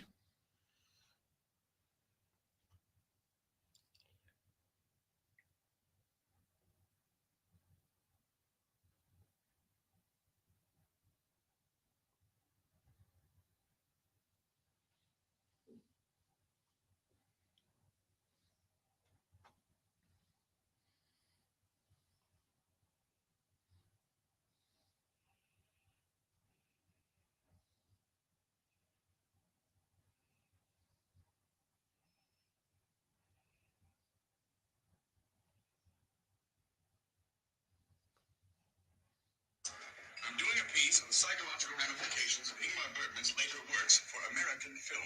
That's great, Frank. Well, I'd like to read it to you to see if it's still accessible to the layman. May I have your opinion? Sure. Buy a new suit, get a haircut, and stay home. Thank you, Carla. Now, I call the piece Ingmar Bergman, Poet of the Subconscious. The films of Ingmar Bergman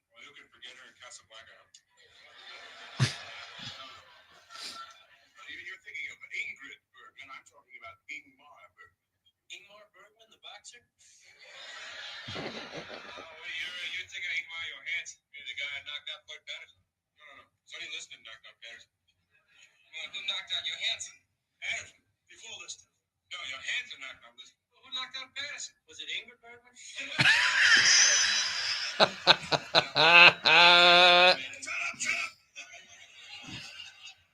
One more word. Given here to discuss Ingmar Bergman, not start a Abbott and Costello routine. Roy's on hold to come back.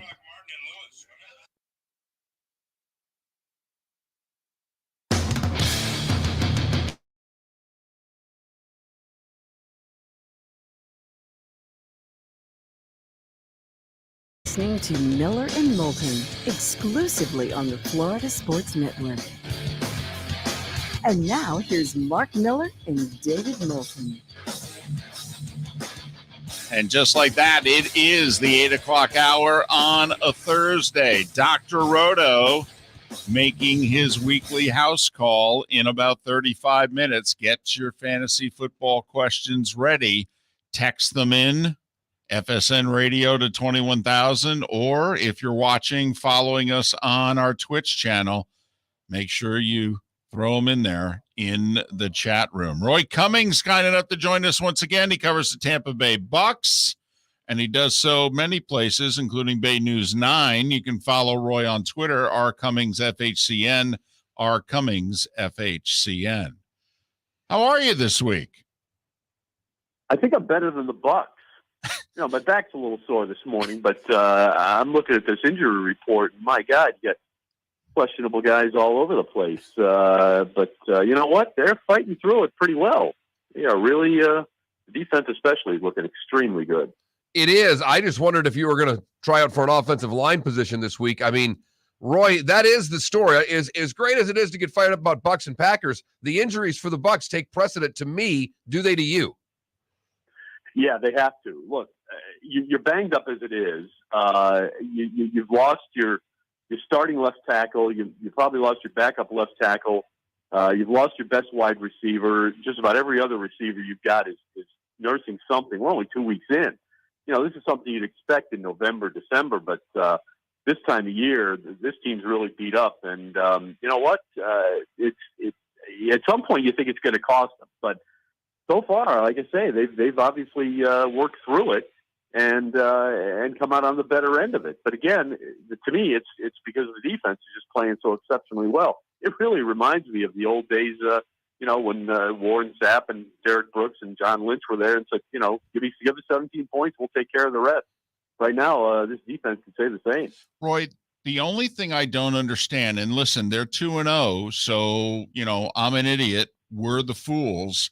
But remember late in training camp that there was a deal where Arizona gave up a couple of mid-round draft picks to acquire a starting offensive lineman. And we were wondering, well, why aren't the Bucks doing that? Well, it was just yesterday that the Patriots traded a tackle to, I believe it was the Raiders, for like a 6th round pick and the, swapping of 7, something like that. And I'm thinking, well, hell, I mean, do they really need a tackle more than Tampa right now? Eric Fisher remains home.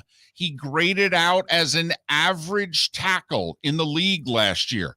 Don't you think the Bucks right now could use a veteran average tackle? I think they could. I don't understand why they're not bringing in more bodies. Yeah, it is curious. The move they make is that they sign Cole Beasley because they're going to lose Mike Evans. And look, I think Cole Beasley's a solid football player. 82 catches last year, 600 yards. There's nothing wrong with that. Is he going to replace Mike Evans? No. But, yeah, I mean, down to your third string left tackle.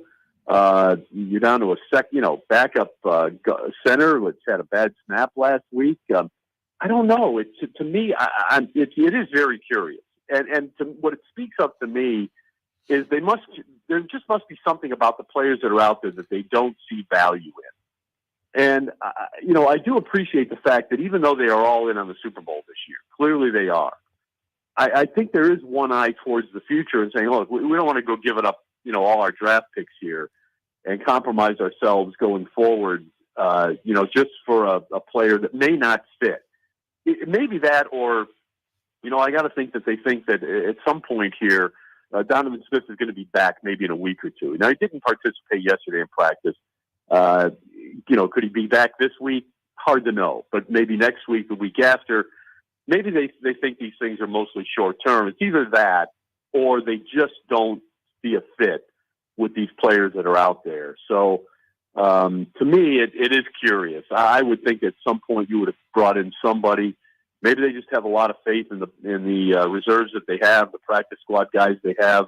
I can understand that. I mean, they are pretty good at finding needles and haystacks and diamonds and roughs. So we'll see, but it is curious. I think at this point they would have brought in somebody for sure, and they haven't done it. Brady addressed it, but he threw his nutties again over the week and was yelling at everybody and addressed it in his radio show, saying that he can't do that. But just when you look at the offense, I mean, how much more can you expect with what's not there? And that's going to be a tough ask this Sunday, Roy. Yeah, it is. It really is. And look, I think they got fortunate last week. They got ahead, and Jameis Winston tried to force some passes, and gee, we've seen that before. And they took advantage and won a game that, okay, they earned the victory, but were they the best team on the field? You could flip a coin and say that and wonder about that, because the offense didn't get moving for 3 quarters under Tom Brady, by the way, and that was with Mike Evans. Then you lose Mike Evans. So no, I think you're right. I think there's some issues here, and early in the season, it's just obviously it's taking some time for everybody to kind of, get on the same page and figure out what it is that they do best. I still think at this point, running the ball is what they do best, and play action passes on third down are going to help them. But, can the receivers catch the ball? That's really one of the big questions. Look, the good news is Tom Brady makes everybody better. He's going to make Scotty Miller look better, and he's going to make Jalen Darden look better. He's going to make these guys, look like they're all pros. And as long as you got that, you're going to be in good shape. So I think they can figure it out. But this week is a really tough test for them, for sure. This is going to tell us a lot.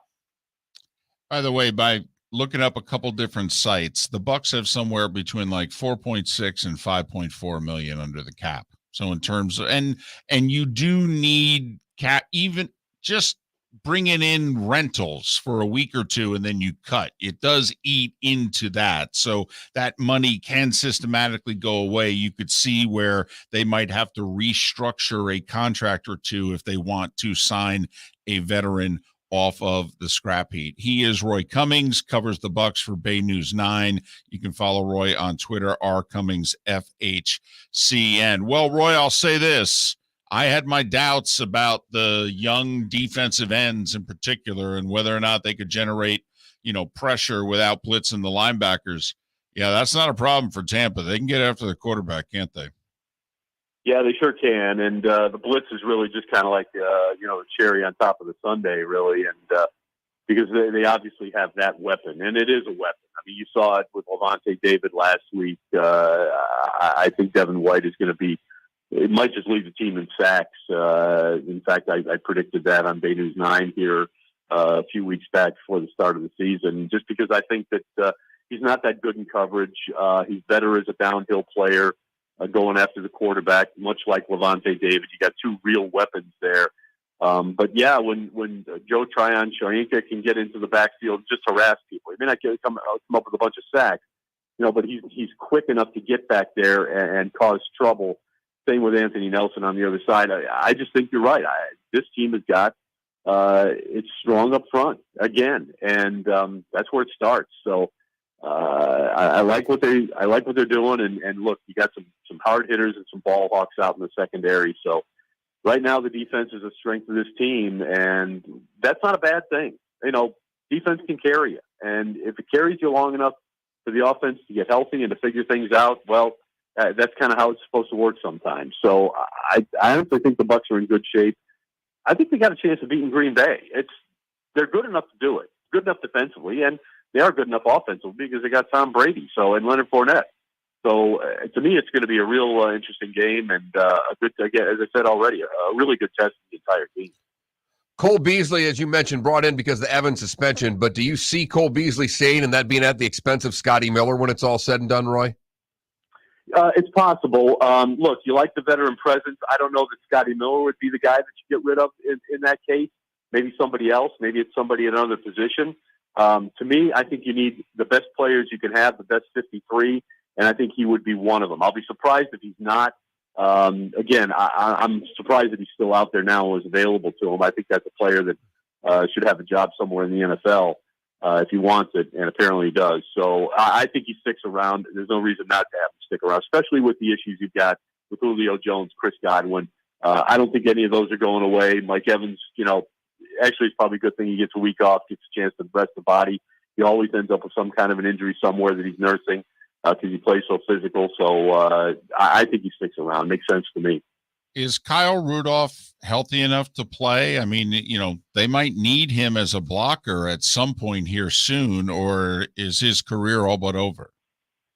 Yeah, it doesn't look good at this point. And I would say, the situation now is I'll be surprised if he's back. And, you're right. You would like to see him, get out there and help block. But again, I think that's just one of the pieces of much like Godwin, kind of like Julio Jones, where you're kind of just waiting to see, are we going to get something out of this guy?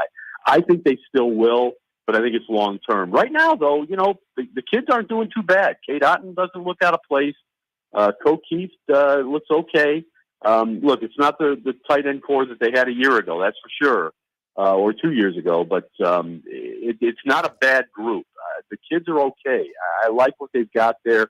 But Rudolph would give them a bit of a boost, but I think they're a ways away from getting that. All right, Roy. Enjoy Sunday. Could be an NFC playoff preview, even a championship game preview. They only played in the playoffs just 2 years ago. Roy, as always, Right. Thanks. Thanks for having me, guys. I appreciate it. Roy Cummings, Bay News 9, covering the Bucks. R. Cummings, FHCN on Twitter. Rudolph was signed to just a 2-year deal, 1.5 of it guaranteed, but he's been a healthy scratch, which is interesting. Very interesting, especially now that they're down to a third-string left tackle. The right tackle's playing hurt. Whew. They're out. Their top 3 receivers. Nobody thinks that Julio or Godwin are going to play this week either. So with the Evans suspension, they're literally missing their top 3 receivers. So Green Bay's given up some running yards, but they're going to be stacking that thing all day long against Lenny with those receivers. It's so weird that it's Brady against Rodgers, and this could be just like the Steelers-Browns tonight. I mean, it really could be a 2017 game. Absolutely. I mean, right, both offensive lines are a mess. Right. Could also be the last time they play each other. Exactly.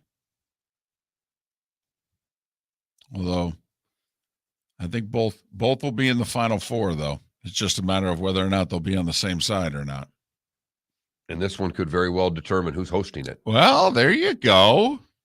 There you go. Obviously, a Bucks win would put in 2 games up and own the tiebreaker.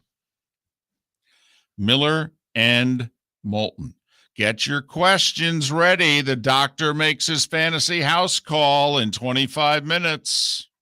Mark Miller for SWFL Golf Carts or online, flgolfcarts.com. If you're looking for a golf cart, an e-bike, or an e-motorcycle, go visit Alex and the gang at SWFL Golf Carts. flgolfcarts.com online. Check out their whole inventory. If you're looking for a custom cart, they can take care of you. 2-seater, 4-seater, 6-seater, they've got you covered. E-bikes, nobody better for value and service. E-motorcycles, check them out. Again, flgolfcarts.com. flgolfcarts.com. Ladies and gentlemen, once again. Yeah. Hi. Excuse me. Hey, the line starts back here. Ma'am, if your party's not here, you're going to have to go around again. If you had the opportunity to avoid all this, wouldn't you? Salt Live is the official transportation provider of the Miller and Moulton Morning Show, making your trip to and from the airport seamless and stress-free. Salt Live is supported with the help of local partners like the Bayfront Inn. Gather your family and friends and enjoy a leisurely day on the water with a pontoon or deck boat. If you prefer to explore the waterways without a motor, the Bayfront has canoes, standboards, and kayaks. At the end of your journey, enjoy lunch or dinner at the Bamboo Tropical Bar and Grill. The Bayfront Inn, something for everyone on 5th Avenue in downtown Naples. BayfrontInNaples.com. When you need a ride, book with Salt Life Transportation, 308-8686, or book on saltlivetransportation.com.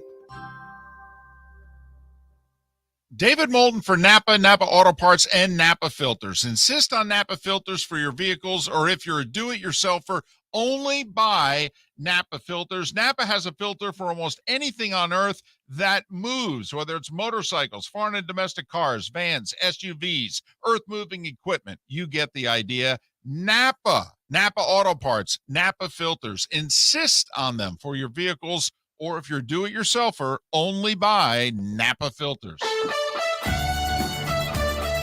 You are listening to Miller and Moulton on the Florida Sports Network.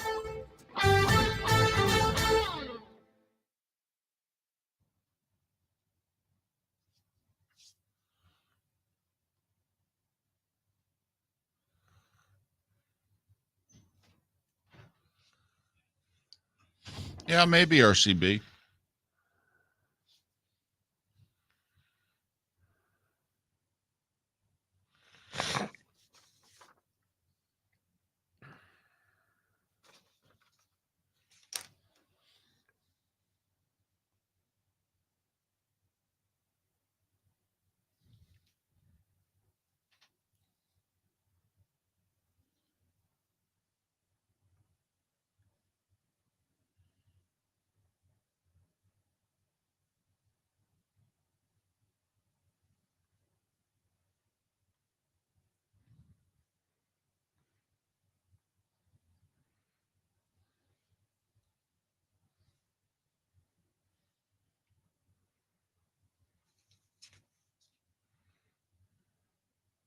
West Wing was John's show, right?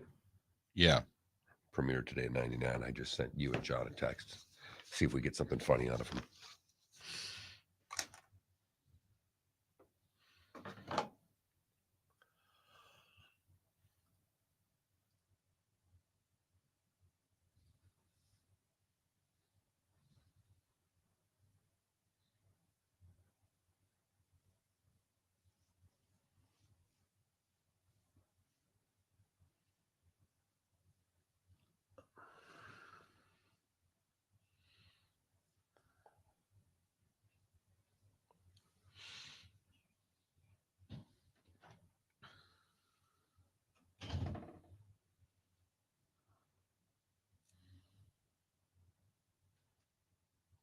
Hey, guess what?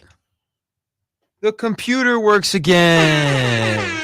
Yay. Doesn't do us any good now.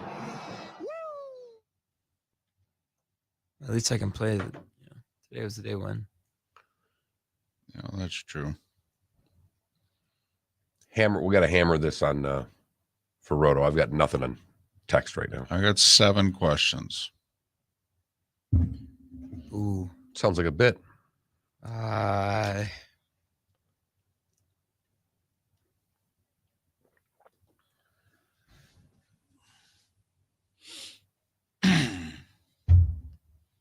Twitch chat room, very active.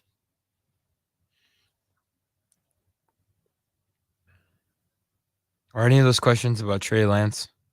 One of them. Okay, I'm a Trey Lance victim as well. Very sad.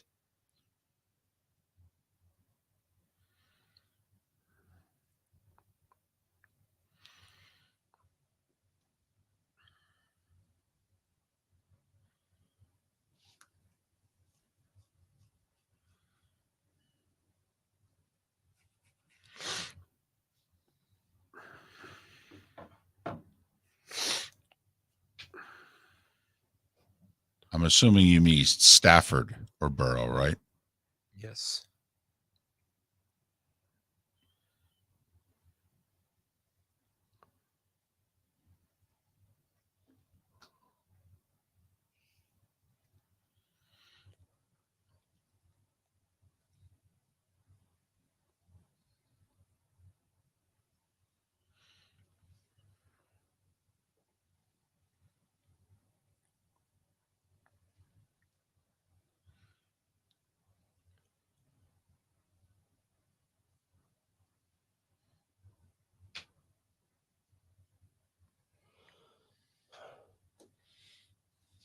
Got it, Rickett. Thanks.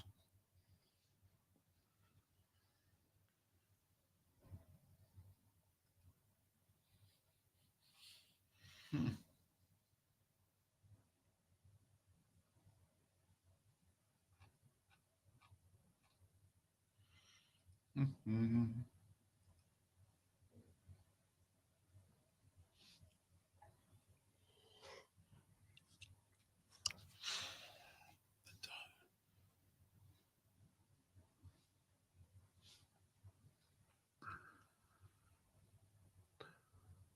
10 seconds.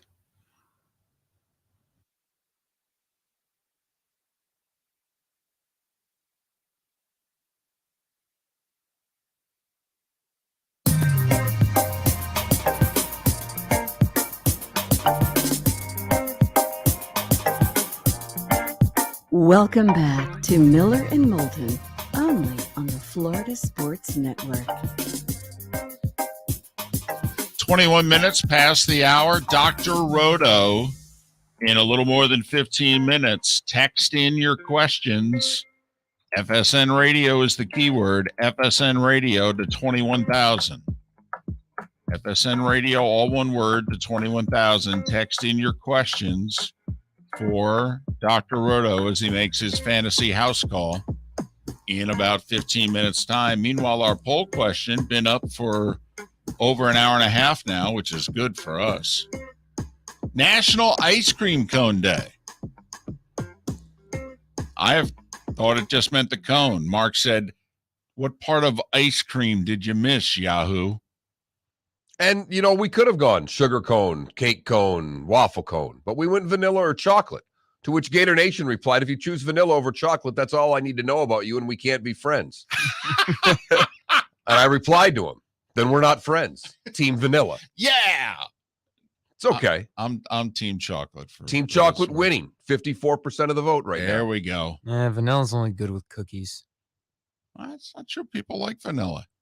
So, I like vanilla. I like my vanilla ice cream with chocolate sauce on it. Okay. Yeah, all right. Fair enough. That too. Fair enough. I and Mark, this will shock you as somebody who loves to do R&D, no matter the situation, no matter where I am. I love being at an event, like maybe a wedding, and those are the two choices. And I like seeing, like the two big things, which one there's more out of. It's kind of like, oh, is this a chocolate crowd or a vanilla crowd? Oh, look at that. It's a vanilla crowd. Because, the thing's emptier. Right. Like, well, it's, I took a friend of mine. There's a place here, Royal Scoop in Southwest Florida, I brought a buddy of mine there, and he's like, there's all these flavors. He goes, nope, I'm getting chocolate. My test to this place is, how do they do their chocolate? I won't even try anything else until they pass the chocolate test. Okay. A lot of people do that with pizza. You go get a cheese pizza. You find out if this guy can make a pie before you start throwing a lot of stuff on there. So I get it. I understand. Chocolate, vanilla, that's our question today. Your questions for Dr. Roto, get those in, whether it's Twitter, whether it's Twitch, whether it's the text line, which is 21,000 for your questions for Dr. Roto, coming up in about 15 minutes for this week's fantasy slate. I will say those in the Twitch chat room, they have fired away with the questions. Fired away. Got about a dozen of them already. So, all right. Those of you, Miller and Moulton Twitch channel, you're on top of things, baby. You're ready to go. Can't wait to get the good doctor. One of the questions that was raised by events of the last really 12 or so hours is apparently the head coach of the Celtics is going to be suspended by the Celtics because he had, and we're quoting here, an intimate consensual relationship with a female staff member. And the relationship is a violation of their organization's guidelines. So obviously they do not allow interoffice dating because we don't believe that the female staffer is in the same part of the organization as the head coach, right? To us, when, first off, you went through the whole organizational chart and you've got it narrowed down to you think it's either her or her. And we don't see where either woman is in the same, she's not an assistant coach, put it that way. She's not the trainer. She's not anybody who you could potentially see on the court there.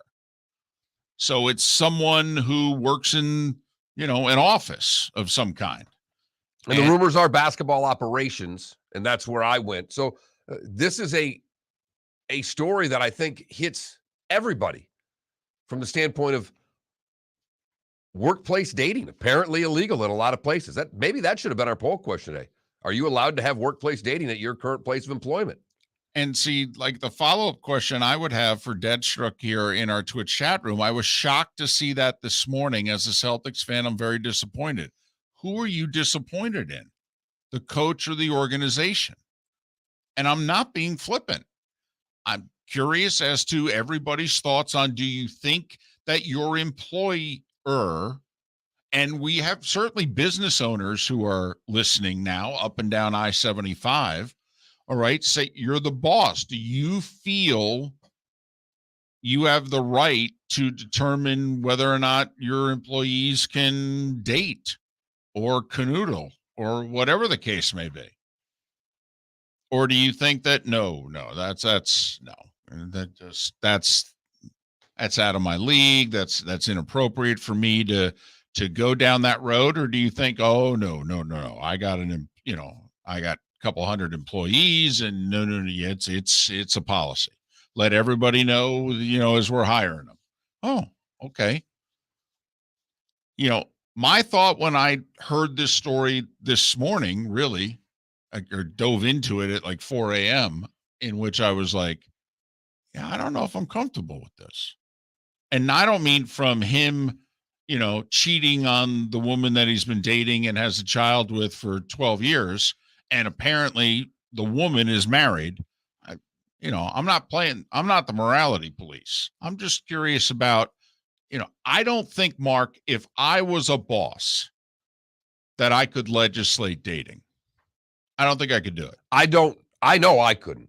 I mean, I know for a fact that I couldn't have that policy. And we all know that it can cause problems. Yes. And there's a difference between employees dating and, a boss supervisor over situation. An employee. Right. That's a totally different thing here. We're not, right. And I don't want anybody to misconstrue what it is we're talking about. But as we pointed out earlier in the show, these are people that work very strange and peculiar hours when you work for teams. So Guillermo wonders, are workplace dating rules archaic? Is that something that maybe was okay a generation ago, and now we go, I don't know about that? Or do you go, actually, come to think of it, more organizations should have this rule? Maybe. And for those asking whether or not he knew the rule, we're pretty sure he knew the rule. Yeah, I think if you work for the organization, you know the rule. I'm guessing they both knew the rule. And I don't, they both probably knew it was inappropriate because they're both in long-term relationships. One married, one might as well be considered married if you've been with someone. One for certainly 12 common years. law. Yeah. But, and this now, obviously, since he's a public person, this is going public. Because when training camp opens here in a couple of weeks, and if Udoka wasn't there, the beat writers, even if they're lazy, would be like, where's the head coach? That one would signal a red flag. I mean, how many days can he have the flu, right? And at some point, it's like, are we ever going to hear from him? Why is this guy running practice? Then the next question is, who is going to be running practice? Is Brad Stevens going to come on down from the ivory tower there, or is one of the assistants going to slide over? And how long do you suspend somebody? I will say this, you and I are both on do we have to fire everybody for everything? It seems to be the two extremes. And in this case, apparently his job is not in jeopardy. So how long do you suspend somebody? If you have this policy, whether you believe in it or not, okay, if you have this policy, now you have to enforce it. How long would you suspend the head coach? What are their first 10 games look like? But I really don't know, because we're dealing with an 82-game season. What is, or 80-game season? No, 82. What is it? Is Breaking the dating rules in the office, a 10-game suspension. Well, right. Is it a 20-game suspension? Is it a month? Is it time? Or do we suspend him between now and the beginning of the season? I mean, is he just suspended for training camp? I'm asking you, if you're going to enforce this, do you enforce it? Is it a quarter of a season suspension? That's 2021 games. Also, he loses his pay during that time. And we're pretty sure, even though he was a first-time head coach and what have you, I mean, I'm guessing he makes a couple million. So that's a story that's out there. The suspension could come down as early as today. Dr. Roto to answer your fantasy questions next. Mark Miller for SWFL Golf Carts or online, flgolfcarts.com. If you're looking for a golf cart, an e-bike, or an e-motorcycle, go visit Alex and the gang at SWFL Golf Carts. flgolfcarts.com online. Check out their whole inventory. If you're looking for a custom cart, they can take care of you. 2-seater, 4-seater, 6-seater, they've got you covered. E-bikes, nobody better for value and service. E-motorcycles, check them out. Again, flgolfcarts.com. flgolfcarts.com. Don't miss the Miami Dolphins watch party every Sunday at the Seaside Bar and Grill in Bonita Springs. Presented by Clutch Vodka. The Seaside will be serving Clutch Vodka drinks, including the awesome Bloody Mary bar at the Seaside. If you can't be at Hard Rock Stadium, come have fun at the best place in town to watch the Dolphins and enjoy the best, clean, crisp, smoothest vodka. That's Clutch with a K. Miami Dolphins parties every week at the Seaside Bar and Grill on Old 41 in Bonita Springs. Powered by Clutch Vodka. Ladies and gentlemen, once again. Excuse me. Hey, the line starts back here. Ma'am, if your party's not here, you're going to have to go around again. If you had the opportunity to avoid all this, wouldn't you? Salt Live is the official transportation provider of the Miller and Moulton Morning Show, making your trip to and from the airport seamless and stress-free. Salt Live is supported with the help of local partners like the Bayfront Inn. Gather your family and friends and enjoy a leisurely day on the water with a pontoon or deck boat. If you prefer to explore the waterways without a motor, the Bayfront has canoes, standboards, and kayaks. At the end of your journey, enjoy lunch or dinner at the Bamboo Tropical Bar and Grill. The Bayfront Inn, something for everyone on 5th Avenue in downtown Naples. BayfrontInNaples.com. When you need a ride, book with Salt Live Transportation, 308-8686, or book on saltlivetransportation.com. You were listening to Miller and Moulton on the Florida Sports Network.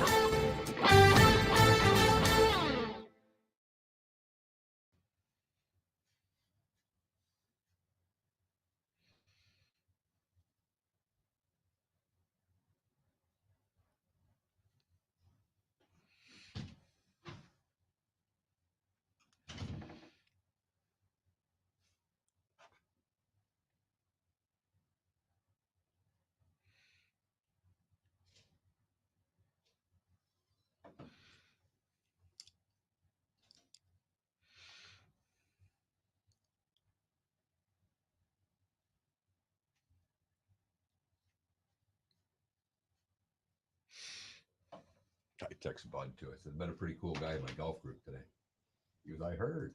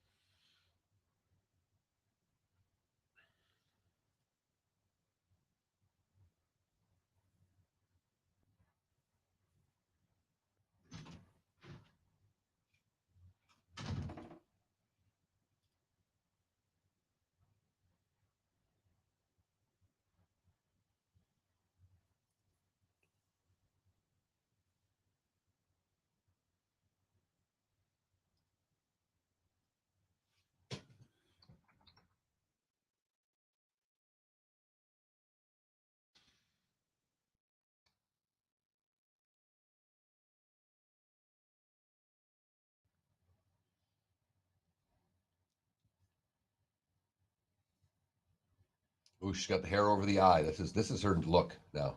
This is. Yep. Pull your flipping hair back. You look like an idiot.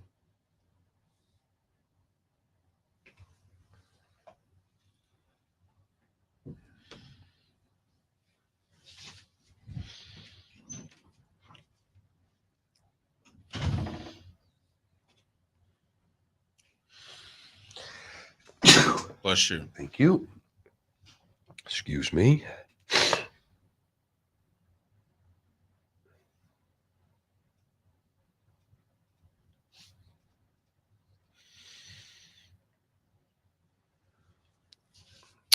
And hitting where? Like west of us and going to the Panhandle, west of us and going to Louisiana, Texas, the Yucatan. I only heard about this thing for the first time like last night. Yeah, I saw it yesterday during the show because I always go on NBC2 for the good, the bad, and the ugly. And that was the first time I'd seen that development near the Caribbean.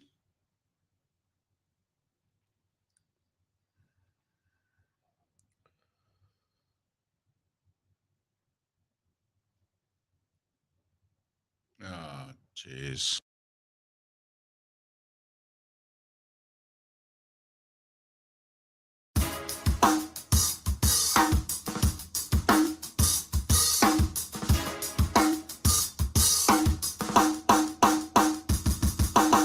Welcome back to Miller and Moulton, only on the Florida Sports Network.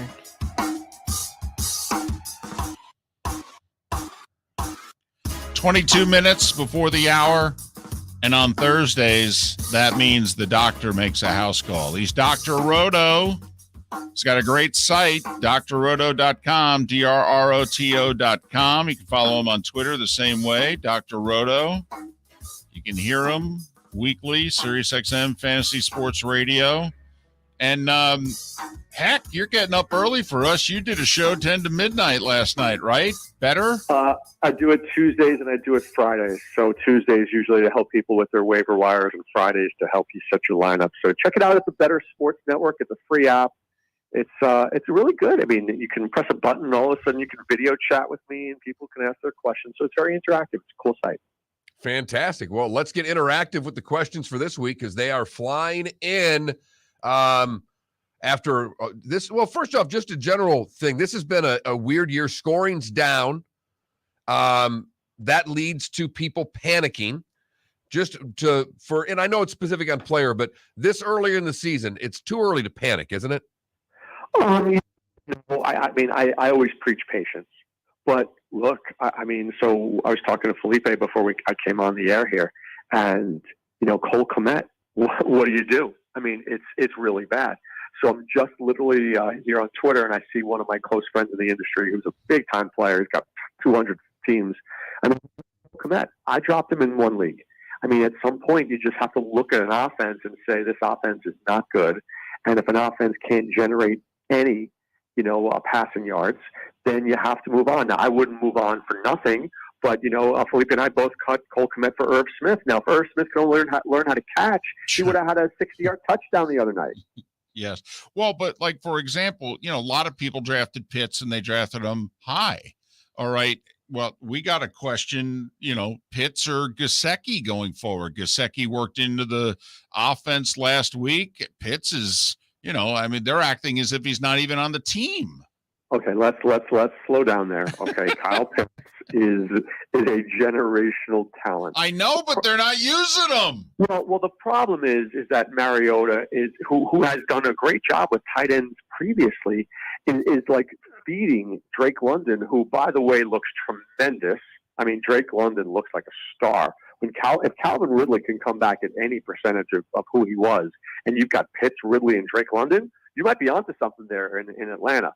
But you have to hold Pitts. I mean, this is a big game for him right here against Seattle. You have to be thinking, if they can't find a way to get this guy involved, then you press the panic button. But Gesicki, look, that offense is not built around him. They try to trade him. I mean, they really would prefer Durham Smythe because he's more of a blocker than Gesicki is. So I would what happened last week there.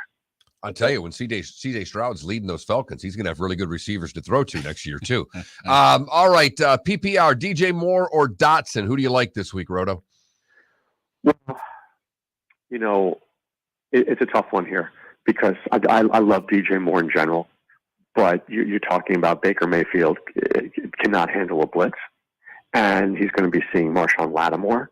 So do I feel comfortable that DJ Moore should have a great game? I don't feel comfortable, but that doesn't mean – but Dotson's going up against Philadelphia, and we saw what Philadelphia could do. I mean, right, Bradbury and Slay are literally the two best guys back there. I'll take DJ Moore, but I think the bigger part of this conversation is that Dotson is part of the conversation now. That's how highly we think of him, that we are putting him up in the DJ Moore category. So that is good news for him. All right, Ryan in our Twitch chat room is one of the many who had Trey Lance and now wonders, where do I go from here? He is debating between Jared Goff or Zach Wilson. I don't want to debate. I think it's Jared Goff all day.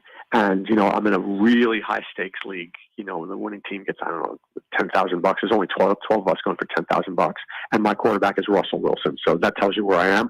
I basically picked up Jared Goff, and I'm riding the Jared Goff Express. So the Lions right now. The Lions look real good. Their defense is terrible, which means that Goff is going to have to throw more. He's got Swift. He's got Jamal Williams. He's got T.J. Hawkinson, who they've barely used. Amon-Ra St. Brown, who literally looks like the third or fourth best receiver in football. And, oh, by the way, Jamison Williams is due back soon. That team is onto something. Give that team a better defense, and that team could be competing for championships pretty soon. It's a pretty good team. All right. Question here on the Dolphins. Should I be nervous about starting Hill and Waddle against the Bills' D? Well, yeah, but what are you going to do? Bench them? So, this is where fantasy football becomes one of those frustrating games because you have that feeling that Hill and Waddle are not going to go off, but do you want to be the person who benches Hill and Waddle? Look at last week. I thought last week was going to be a defensive game, and I couldn't have been more wrong. I was right about a lot of games, but I was very wrong about Miami and Baltimore. And if you played that Miami and Baltimore game in DFS, you were absolutely my millionaire rich friend today. So I think you just have to keep going with them, and I think you have to keep trusting that McDaniel. I was very impressed with him. They never, got out of whack. They never got out of sorts. They just, kept doing what they were doing, and it got better and better. Shame on the Ravens for losing that game, but good on the Dolphins for coming back. He's Dr. Roto, drroto.com. You can follow him on Twitter at Dr. Roto, DRROTO. Go Raiders in our Twitch chat room says, hey, I got both Brady and Rodgers on my team, but who do I start this week? Yeah, that's kind of a mess. I think I'm starting Brady, but I don't feel good about it. Guys, tell me something. Does Tom Brady look like a shell of Tom Brady? It's kind of freakish.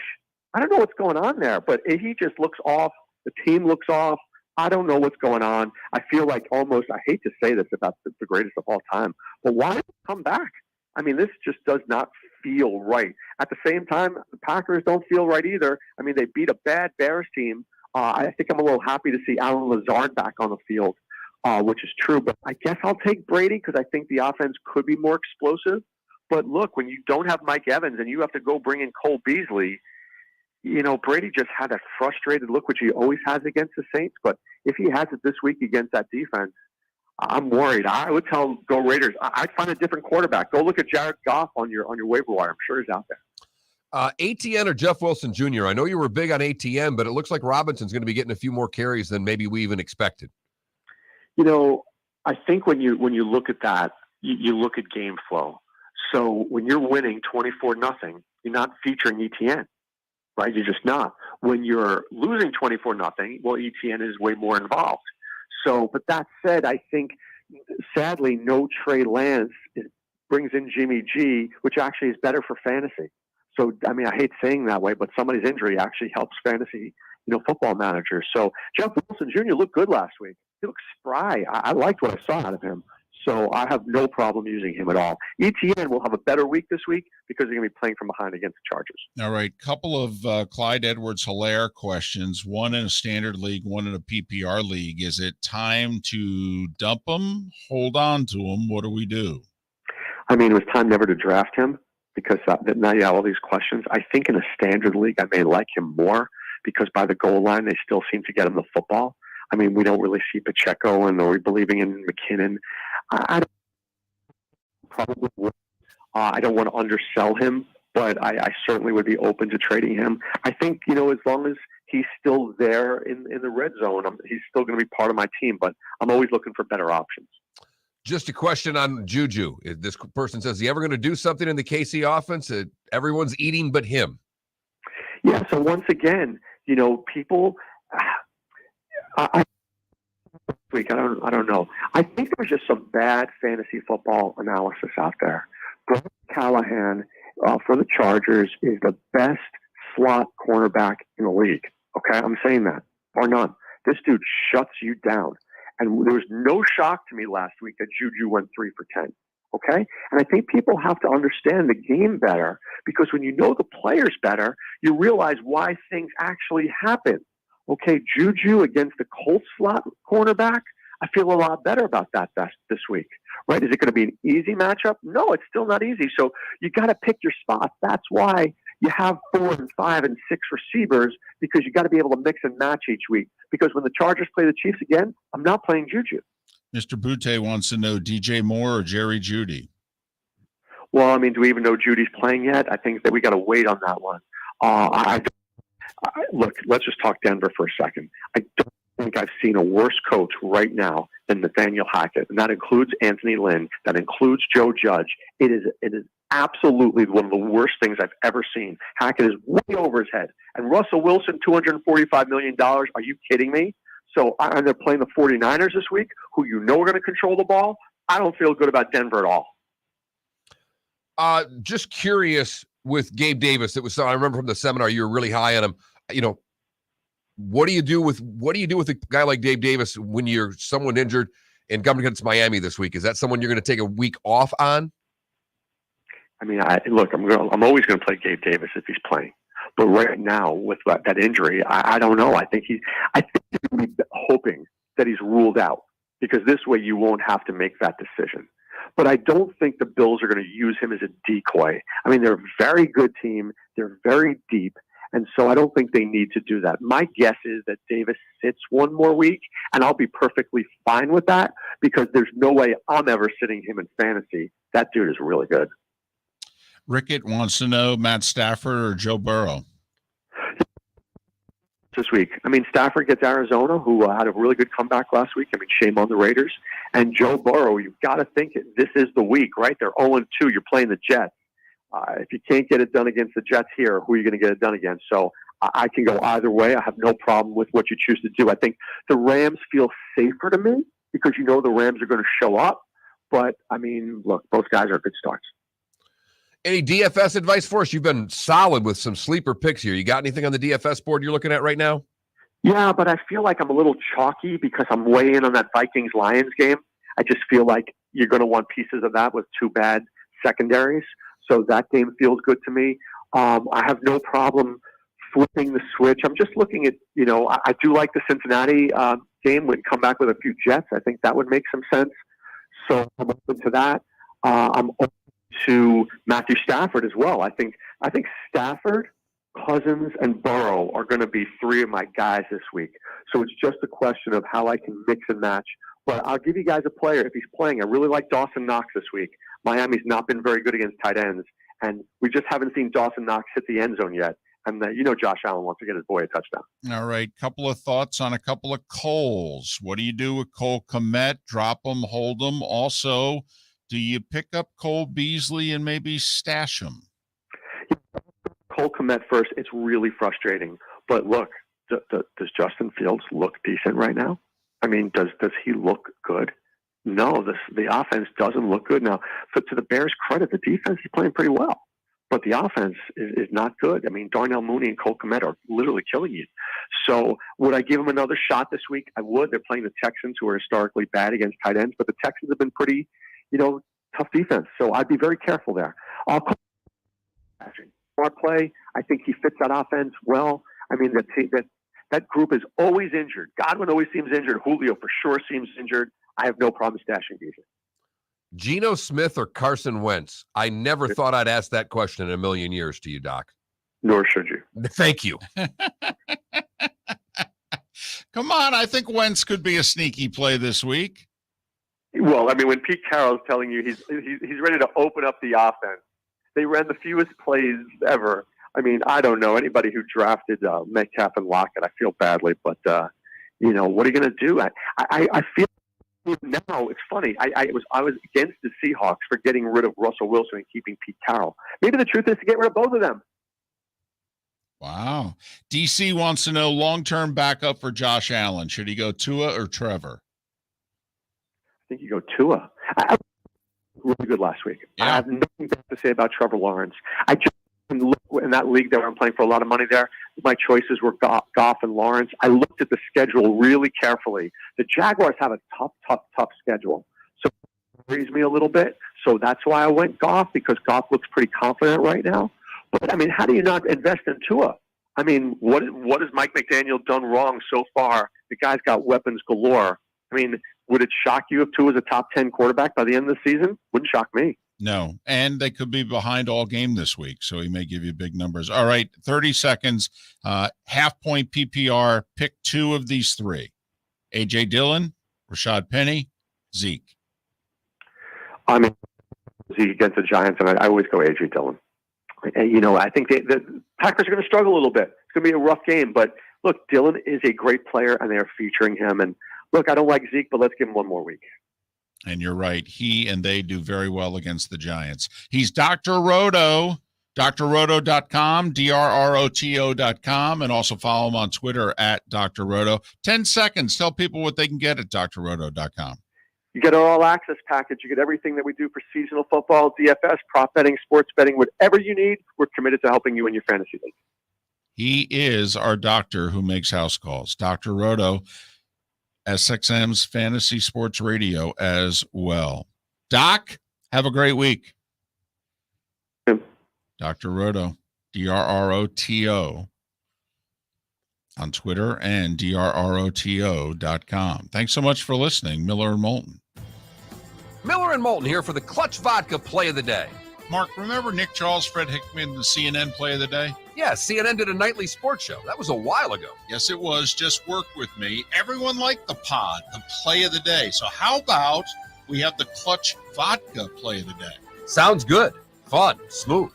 Like Clutch Vodka. Listen weekday mornings for the Clutch Vodka Play of the Day. That's Clutch with a K.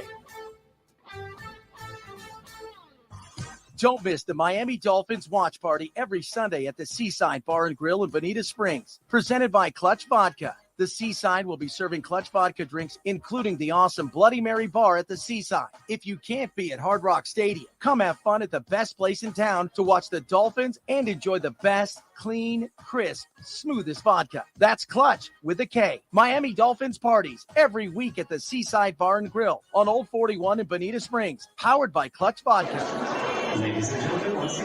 Yeah. Hi. Excuse me. Hey, the line starts back here. Ma'am, if your party's not here, you're going to have to go around again. If you had the opportunity to avoid all this, wouldn't you? Salt Live is the official transportation provider of the Miller and Moulton Morning Show, making your trip to and from the airport seamless and stress-free. Salt Live is supported with the help of local partners like the Bayfront Inn.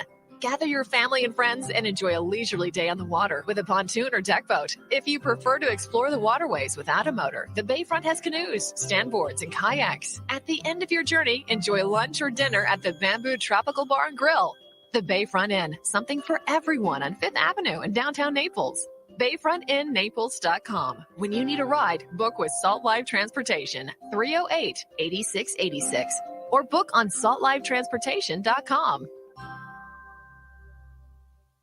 David Moulton for Napa Auto Parts, and Napa Filters. Insist on Napa filters for your vehicles, or if you're a do-it-yourselfer, only buy Napa filters. Napa has a filter for almost anything on earth that moves, whether it's motorcycles, foreign and domestic cars, vans, SUVs, earth-moving equipment. You get the idea. Napa Auto Parts, Napa filters. Insist on them for your vehicles, or if you're do-it-yourselfer, only buy Napa filters. Mark Miller for SWFL Golf Carts, or online, flgolfcarts.com. If you're looking for a golf cart, an e-bike, or an e-motorcycle, go visit Alex and the gang at SWFL Golf Carts. FLGolfCarts.com online. Check out their whole inventory. If you're looking for a custom cart, they can take care of you. 2-seater, 4-seater, 6-seater, they've got you covered.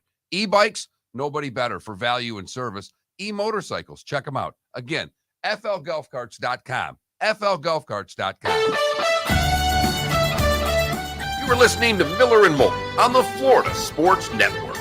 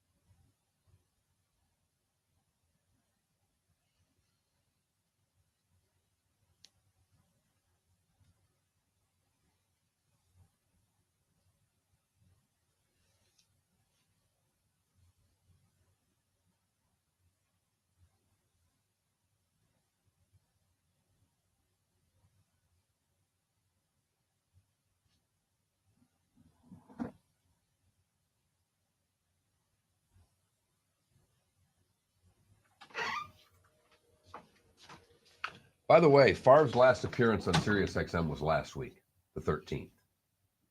Just this, I'm reading this Front Office Sports article. Here's a tweet here from AJ Perez. Would be a great guy to get from Front Office Sports. I'll see. Anyhow, Mississippi Director of Human Services Director John Davis agreed to cooperate with prosecutors as part of the deal. He was a conduit for the alleged embezzlement of welfare funds that implicate former Governor Phil Bryant, Favre, and nonprofit boss Nancy New. He just entered a fucking plea. Favre's in trouble. Sirius hasn't answered any questions. No one has. But no, this is yesterday's article. Sirius hasn't asked any questions about his status. Copper Fitz not answered any questions.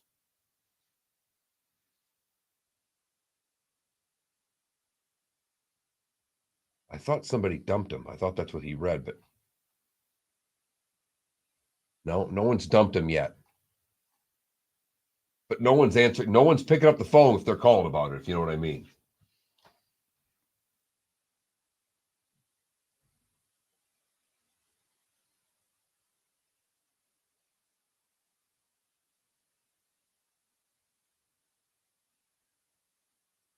Odyssey Health, which is the one he was doing the spots for, and he's not listed as their sports advisory board, which he was. They took him off their documents. I think he's in big trouble, David. I think he's in big, big trouble.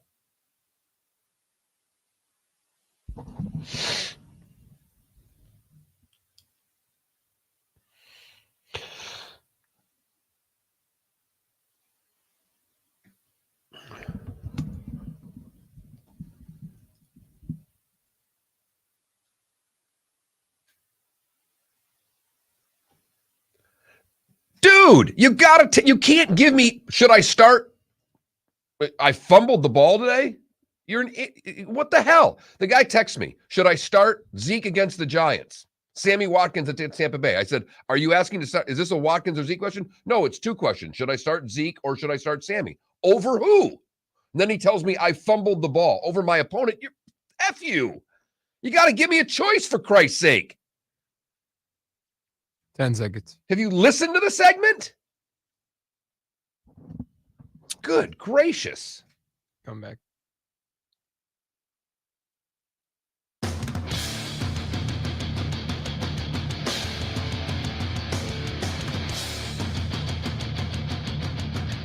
You are listening to Miller and Moulton, exclusively on the Florida Sports Network. And now, here's Mark Miller and David Moulton. It is the bonus hour of Miller and Moulton. You're on the Florida Sports Network, floridasportsnetwork.com. Thanks so much for being with us. We just got done with our weekly segment with Dr. Roto, talking a little fantasy football. It's the only segment we do all week, right?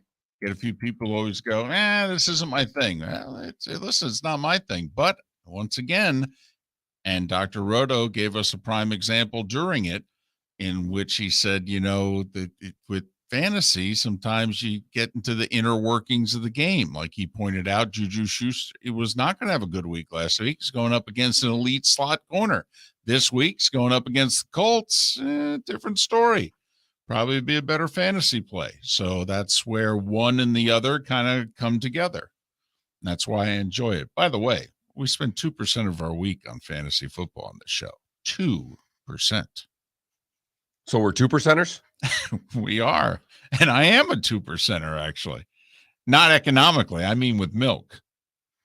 That's what I was thinking. If you were thinking economically, no, that's what I was thinking. But no. we're a 2% household too. Although I can't tell you the last time I had a glass of milk. It's there for the daughter. I'm with you, but that's what you buy. I like it with chili. Interesting. But I'll prefer a beer with a chili over a glass of milk. Right. So, well, good. That's why we continue to still work together. Miller and Moulton here on the Florida Sports Network, floridasportsnetwork.com. It is a story that we find intriguing, and who knows, maybe it will render a verdict later today. But the Celtics apparently are about to suspend their head coach, and those that are aware of the story think it's going to be a significant suspension, like half a year type suspension, because he had an intimate consensual relationship with a female staff member, not someone that he had sway over. And she, we're led to believe, did not have sway over his status either. But the relationship in and of itself is a violation of the organization's guidelines. And so Udoka, the head coach of the Celtics, is going to be suspended by the Celtics. I mean, can you recall a major professional sports team suspending their head coach or general manager because, and we're led to believe Udoka's been in a long-term relationship with an actress, 12 years. So if you want to consider him married or not, that's up to you. Some states would by common law. Okay, apparently the female staffer is married. I don't know if the marital status makes any difference or not to you. Just bringing up the facts. But can you recall a coach or general manager lately that has been disciplined or suspended by the team because of an affair, a relationship, however you want to characterize it? I've never heard of this. Never. I mean, I'm sure it's happened and we're just not remembering it, but I mean, I'm drawing a blank right now. And it's not, again, it has nothing to do with infidelity. This has everything to do with inner workplace dating. Correct. So separate the two. Right. Whatever you think about his morality, or in hers also, is not part of this. This is about company policy. A violation of the organization's guidelines, i.e., you're not allowed to date. And you work for the Celtics.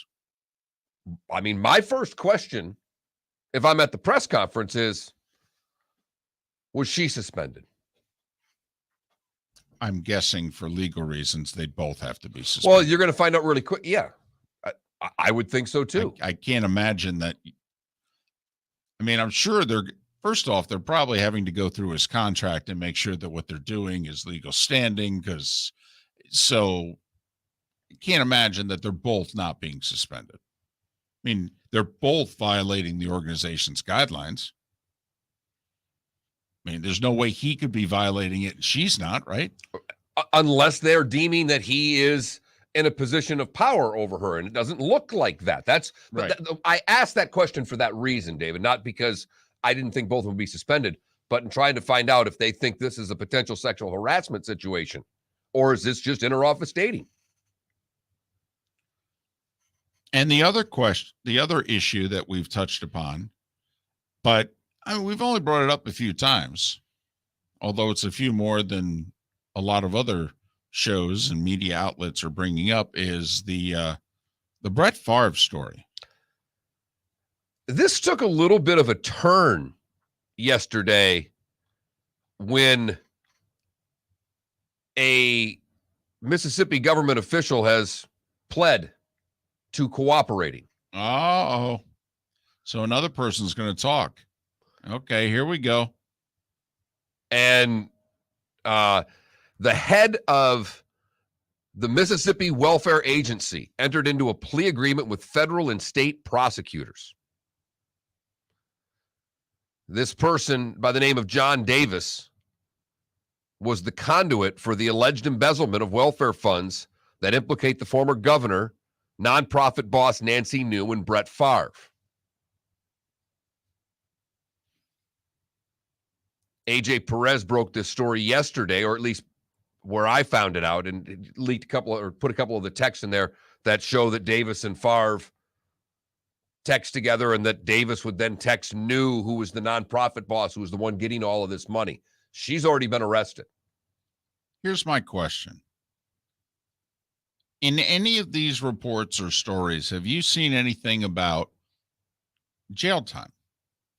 All right, because let's be brutally honest. When there's a lot of white collar crime that takes place, people don't go to jail.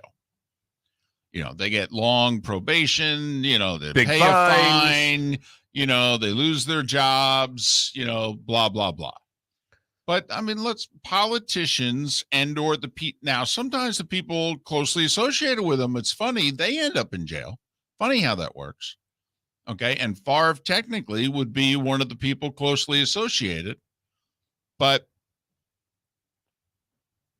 he is a hero down there. He is. All right. Now, but when you're talking, and it's not just Favre, it's $70 million of misappropriated welfare funds. Right. Well, it's Mississippi and Louisiana. That Chicago looks at Mississippi and Louisiana and go, man, you guys are corrupt. Politicians apparently do go to jail in Mississippi and Louisiana for these things, though. Well, that's true. They've put governors away. Mayors, governors, they're not afraid. No, that's true. You really have to do some blank, because they assume you're dirty to begin with. That's how you got the job. So imagine what you have to do for us to investigate you. Right.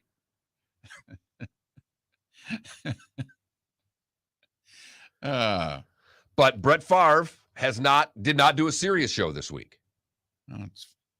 Well, we said, that to me would be the first sign. When does Sirius XM? He does a weekly 1 hour, sits down. I believe it's with Bruce Murray is the host, who's one of the co-hosts of their midday show, noon to 3. And he does an hour a week with Bruce Murray.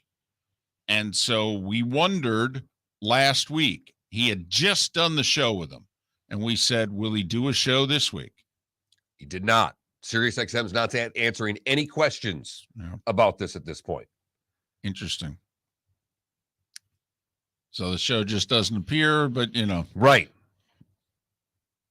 It's kind of like releasing a blank depth chart is what SiriusXM just did, I think.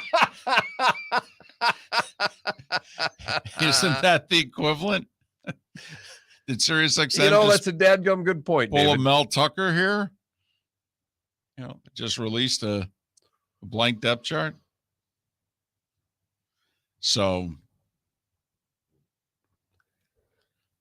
if you're Favre, as KW in our Twitch chat rooms pointing out, if you're Favre, you probably need to make an aggressive move here one way or the other. If you think you did nothing wrong, all right, then you come out and you say something to that effect, from the articles I read, good luck with that, Brett, because it does not look good. Everything that I've read does not look good for him. Or, let's face it, who gets the best deals? Those who cooperate first. All right. And who is the public, not just nationally, but in his home state, who is the public more likely to be more sympathetic to, a politician or the hero quarterback? Well, the hero quarterback. Right. So make your deal first. But he can't now because someone's already made a deal. He's not first. Oh, he could make a deal. He could make a deal, but he's not first. I understand that, but come on, he's early. He's early. He's not the first member of the trio or the foursome here, but he's early. If he were to make his deal now, don't you think? No. $70 million? His is only like $5 million of it. Right. So I think they got a lot of fish to fry here. I mean, come on. Favre could help take down a governor here. Easily. It's his buddy. Well, not anymore. I mean, come on now. So I am fascinated by this story. Well, I'm fascinated by how quiet the national media is with this story. That to me is fascinating. I mean, you think about some of the things that the national media, it's been pointed out a lot here recently. Jameis, as a college quarterback, got crushed for the public's crab legs. Right. Far more than Brett Favre is being even talked about. And still gets crushed more for the crab legs than Brett Favre, who stole millions of dollars from the welfare system. But, you know, Jameis ate free food, Mark. Right. I mean, bastard. I mean, couldn't be anything else, could it? I mean, I'm not even talking about the other stuff, but I mean, it's just, you know, hey, Mark, you're not supposed to steal from Publix, okay? That crab leg story came out around like the birth of memes too. My gosh. Yeah. I mean, and I think that helped contribute to why he was one of the first sports memes. Yeah, the public flogging. Yeah. Him and Manti. We can go down the whole list of things that have gotten a lot more media attention than what Favre is getting. Say this, though, Mark. When a national media outlet goes after him, you know that that's the beginning of the end. Miller and Moulton, we thank you for listening right here on the Florida Sports Network. Mark Miller for SWFL Golf Carts or online, flgolfcarts.com. If you're looking for a golf cart, an e-bike, or an e-motorcycle, go visit Alex and the gang at SWFL Golf Carts. flgolfcarts.com online. Check out their whole inventory. If you're looking for a custom cart, they can take care of you. 2-seater, 4-seater, 6-seater, they've got you covered. E-bikes, nobody better for value and service. E-motorcycles, check them out. Again, flgolfcarts.com. flgolfcarts.com. Ladies and gentlemen, hi. Excuse me. Hey, the line starts back here. Ma'am, if your party's not here, you're going to have to go around again. If you had the opportunity to avoid all this, wouldn't you? Salt Live is the official transportation provider of the Miller and Moulton Morning Show, making your trip to and from the airport seamless and stress-free. Salt Live is supported with the help of local partners like the Bayfront Inn. Gather your family and friends and enjoy a leisurely day on the water with a pontoon or deck boat. If you prefer to explore the waterways without a motor, the Bayfront has canoes, standboards, and kayaks. At the end of your journey, enjoy lunch or dinner at the Bamboo Tropical Bar and Grill. The Bayfront Inn, something for everyone on 5th Avenue in downtown Naples. BayfrontInNaples.com. When you need a ride, book with Salt Live Transportation, 308-8686, or book on saltlivetransportation.com. David Moulton for Napa Auto Parts, and Napa Filters. Insist on Napa filters for your vehicles, or if you're a do-it-yourselfer, only buy Napa filters. Napa has a filter for almost anything on earth that moves, whether it's motorcycles, foreign and domestic cars, vans, SUVs, earth-moving equipment. You get the idea. Napa Auto Parts, Napa filters. Insist on them for your vehicles, or if you're a do-it-yourselfer, only buy Napa filters. You were listening to Miller and Moulton on the Florida Sports Network.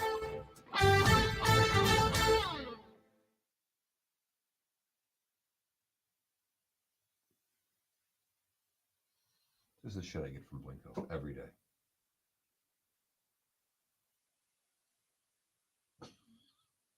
I don't even know how to respond. And I don't respond. No words necessary. No. Actually, that's pretty funny. I didn't see that one yesterday.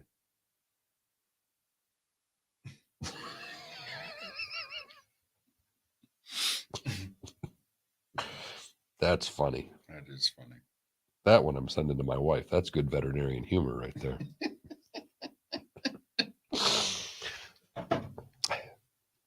I busted her balls. She did tell me funny. Oh, what was it? One of her coworkers was in the office. Says, I just can't get going today or something. And he kept repeating, I'm having a whatever. I'm having a being awake problem. Really having a problem staying awake or whatever it was he was saying. He said it like 3 times and he goes, sounds to me like you're having a repetitive problem. Nice. And she goes, and he sat there and he did his work for like 20 seconds. And then it hit him what I said. And he looked up and he started cracking up. And I'm like, I go, now, if you'd have started that with, can I tell you a funny story? That was a funny story. It's like, you're lucky I don't punch you. I said, that's all right, dear. I told it on the air today. This guy. What do you do if you're, I mean, is he calling the plays? Hackett? Yeah. Is he going to have to give up play calling duty? He may have to give up head coaching duty. Well, please tell me you saw that clip of Russ mic'd up on the sideline telling his, like the bench to say run or pass to the defense. Ooh. The Czech Foreign Ministry told the National Hockey League that it does not want Russian players in the Czech capital next month. Nashville and San Jose are playing regular season games there. And this just came out minutes ago. Well, you know, there are 4 other countries that have stopped allowing Russian tourists into their country over there. That's interesting. We can confirm that the Czech Foreign Ministry sent a letter to the NHL to point out that at this moment, Czech Republic or any other state in the visa-free Schengen zone should not issue visas to Russian players to enter our territory.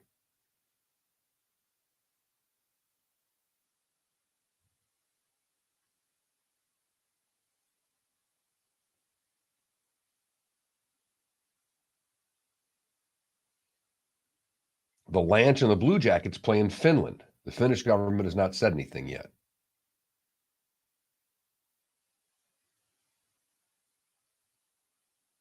A lot of it's behind Hasek. Led the opposition to Russian players coming to Prague since the games were announced in April.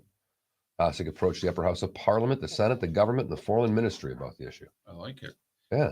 By the way, Poland, Estonia, Latvia, and Lithuania blocking Russian tourists, even with EU visas.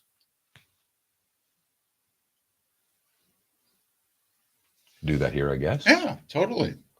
And then we got to get into it at some point, even if we do it in our last segment, do a little Steelers Browns. Yeah.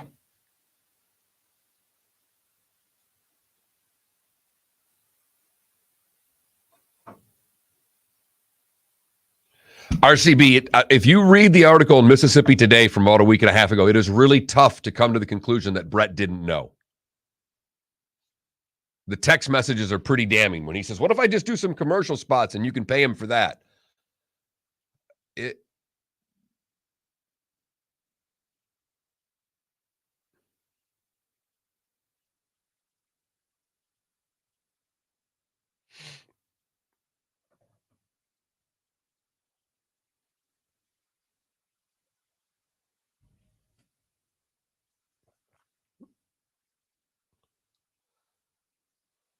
What have you seen from Nathaniel Hackett so far? I've seen him bungle. Trash.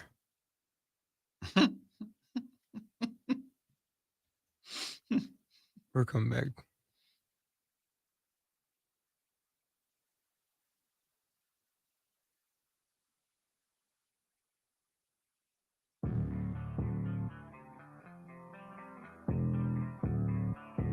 Thanks for listening. And now, more of Miller and Moulton on the Florida Sports Network. 21 minutes past the bonus hour of Miller and Moulton here on the Florida Sports Network, floridasportsnetwork.com. Good, bad, and ugly. What's on tap today was the day when, and our preview of the Steelers and Browns coming up in about 20 minutes' time. One of the good things about the bonus hour is, a lot of days, a lot of business days are 9 to 5. And so a lot of times we get our first breaking story of the day that happens during our 9 o'clock hour. And you just stumbled upon a little sports news here. Yeah, apparently the Nashville Predators and San Jose Sharks, they are teams in the National Hockey League for all the wondering. They are playing regular season games coming up here in a couple of weeks in Prague. Season, I think, starts technically in Prague, right? Don't they play first? Yes, the October 7th and 8th. And the Czech Foreign Ministry told the NHL that Russian players are not welcome in the Czech capital. Whoa. That's a problem. Because both teams have them. They do. Some key players. That's a real problem. I got to admit, if I'm the NHL, I got a problem with this. I really do. If I'm the NHL, I say, well, I'll tell you right now, either they all come or we don't play.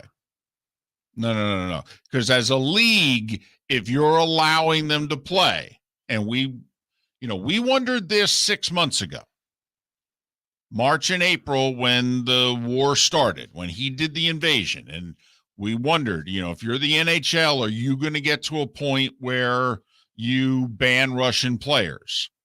And we thought since the regular season was just ending and the playoffs were starting, we figured the NHL would never do it. But, now that it continues, and then if you're going to do it, you do it before the start of this year. Well, they clearly have no interest in doing it. They have a lot of Russians. Absolutely. And some stars.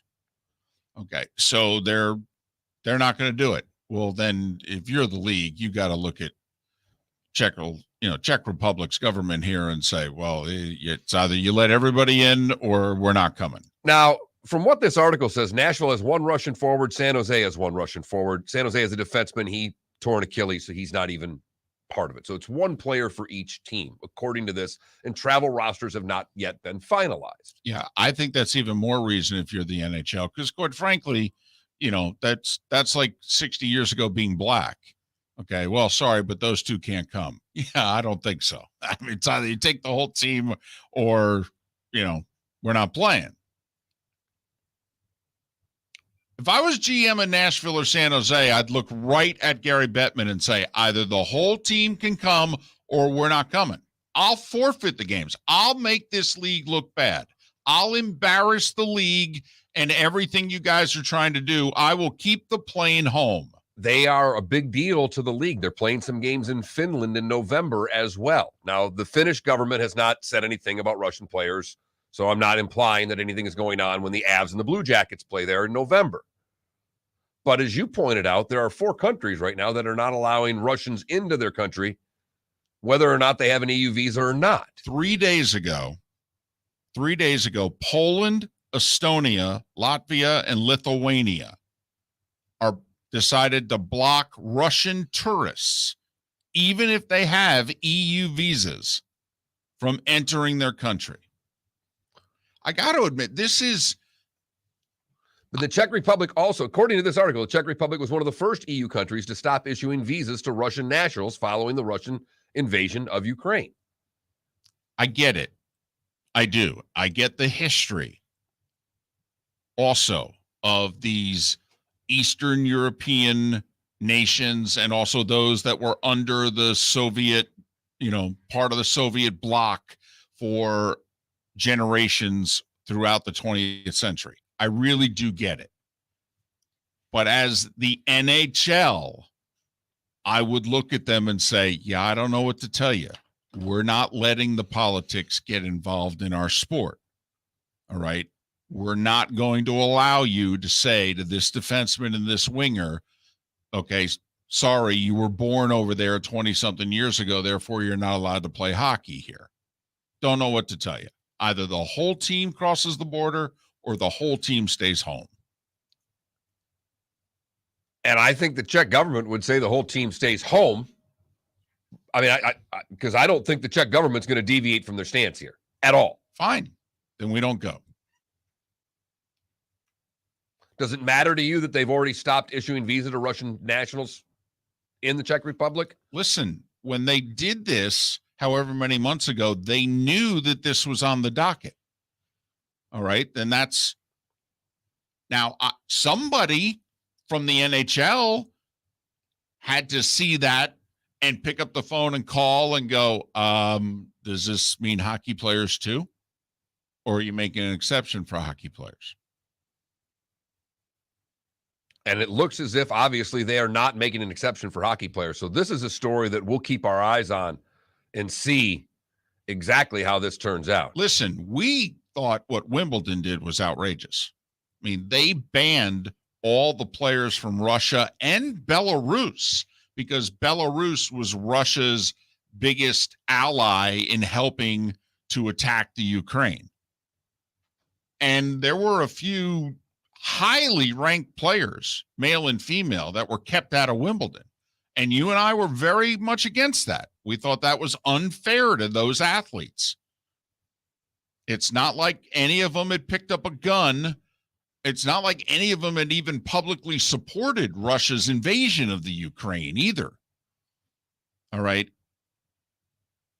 I get it. It's tricky. You take a stand as a country, and then, once again, if you make allowances for athletes or entertainers, the public at large gets angry at you.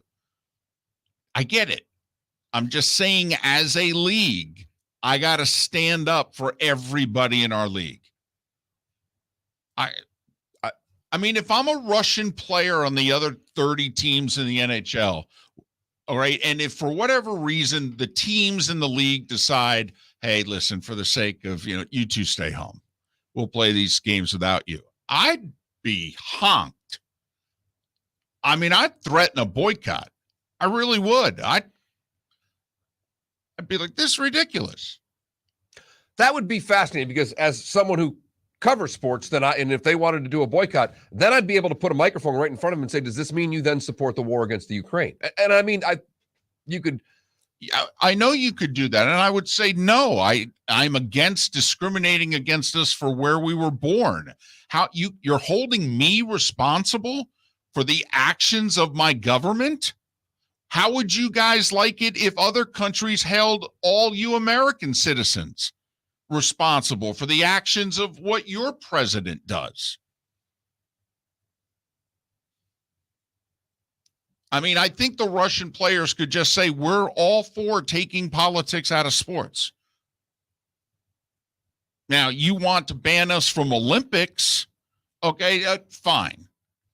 I mean, I could see the Russian players saying, I kind of thought we'd have got away from all this when we played in the NHL. When we came to North America to play in the NHL, I thought that we kind of left all this behind. And in North America, they have. In the Czech Republic, it's a different story. And this all started because Dominik Hasek, who's a former NHL Czech player, he's the one that's right. I know. Ran this up the flagpole, if you will. I understand that. Think they play without the Russians at the end of the day? Yeah, I do too. I do too. I think they tell the Russians to take one for the team. And I don't think any Russian players say a word. I don't think there's any boycott. I think what you talked about would never happen. I'll tell you what, though. If Ovechkin picked up the phone and started calling his buddies, this could get ugly. And he's a big Putin supporter, too. Right. And he's a star in that league who's chasing the greatest record in that league. We'll be watching. Miller and Moulton. Good, bad, and ugly. What's on tap today was the day one. Steelers-Browns preview next. David Moulton for Napa Auto Parts, and Napa Filters. Insist on Napa filters for your vehicles, or if you're a do-it-yourselfer, only buy Napa filters. Napa has a filter for almost anything on earth that moves, whether it's motorcycles, foreign and domestic cars, vans, SUVs, earth-moving equipment. You get the idea. Napa Auto Parts, Napa filters. Insist on them for your vehicles, or if you're do-it-yourselfer, only buy Napa filters. Mark Miller for SWFL Golf Carts, or online, flgolfcarts.com. If you're looking for a golf cart, an e-bike, or an e-motorcycle, go visit Alex and the gang at SWFL Golf Carts. flgolfcarts.com online. Check out their whole inventory. If you're looking for a custom cart, they can take care of you. 2-seater, 4-seater, 6-seater, they've got you covered. E-bikes, nobody better for value and service. E-motorcycles, check them out. Again, flgolfcarts.com. flgolfcarts.com. Ladies and gentlemen, once again. Yeah. Hi. Excuse me. Hey, the line starts back here. Ma'am, if your party's not here, you're going to have to go around again. If you had the opportunity to avoid all this, wouldn't you?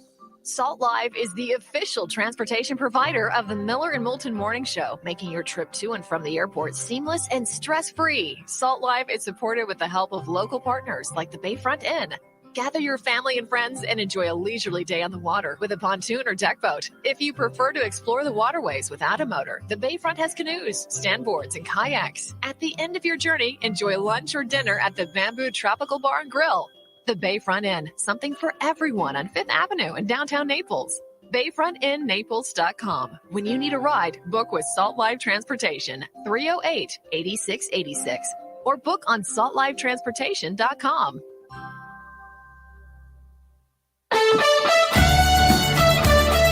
You were listening to Miller and Moulton on the Florida Sports Network.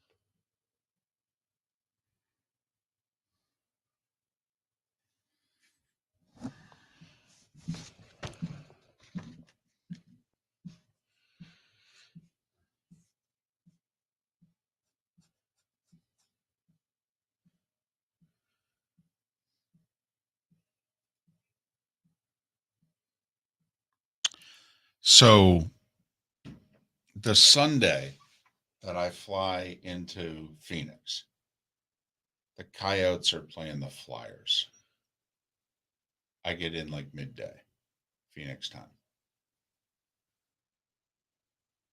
LSU infractions ruling coming today at noon for basketball. Only took 3 years. Right. It'll be interesting. And they fired the coach. Right. So I think I'm going to go. Chargers Chiefs Thursday night football ends up with 13 million viewers on Amazon Prime. It just came out. So they lost only 1 million on average. Because it did 14 and change last year. But it's 500,000 more than they promised advertisers. That's true. That's true. Oh, we got to do that here. Yeah. Yeah.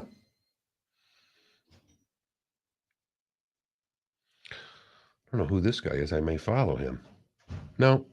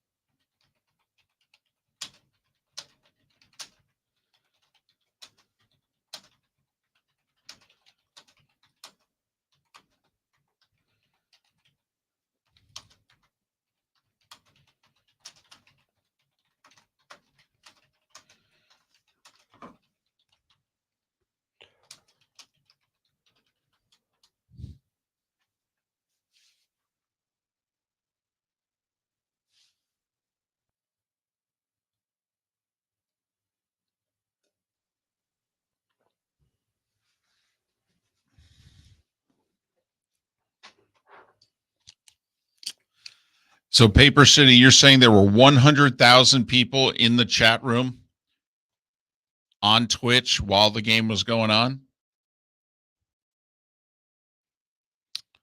That's a big number.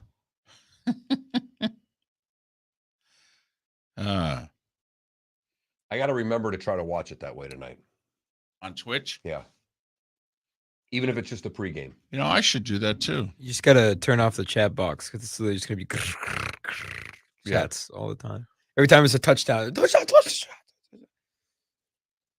Huh. I just want to see it on my PlayStation. I'm more curious just to watch, through the PlayStation to see if it looks good on Twitch, not on my phone, if you know what I mean. Because I'm not there yet. I can't watch sports on my phone. I watch a highlight on my phone. I can't watch a game. Look, I have YouTube TV, which I have said multiple times is the greatest thing ever. It's great. It's fantastic. Also, we did something on the show today that we really haven't done in a while. We mentioned all 4 major sports. Did segments on all 4 major sports. Right. There you go. How about that? Because I take notes of the shows, and there's a lot of notes here. We didn't even mention college football. We will tomorrow. Oh, yeah. Oh, yeah.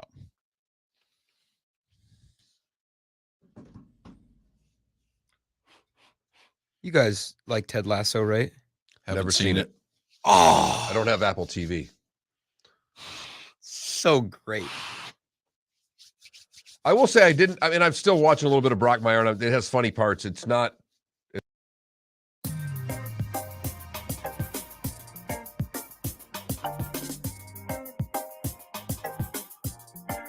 Welcome back to Miller and Moulton, only on the Florida Sports Network. 22 minutes for the top of the hour. Miller and Moulton, Florida Sports Network, floridasportsnetwork.com. We had a few people yesterday ask us the question that you were about to answer right now, because they know we talk the sports media world more than most. You and I are into it. We like to go behind the curtain. And so because of it, our audience was like, hey, have you heard any Amazon numbers for Thursday Night Football? How many people watched? And they are out. They came out about a half hour ago. Nielsen says Amazon averaged 13 million viewers for last Thursday's game. Damn. That's impressive. It's a really good sign. Because Fox averaged a little over 14 million for the same games last year. Right. Now, week 1, you could say they maybe did a little bit more than they'll do on average, maybe. And it certainly got a lot of attention, a lot of talk.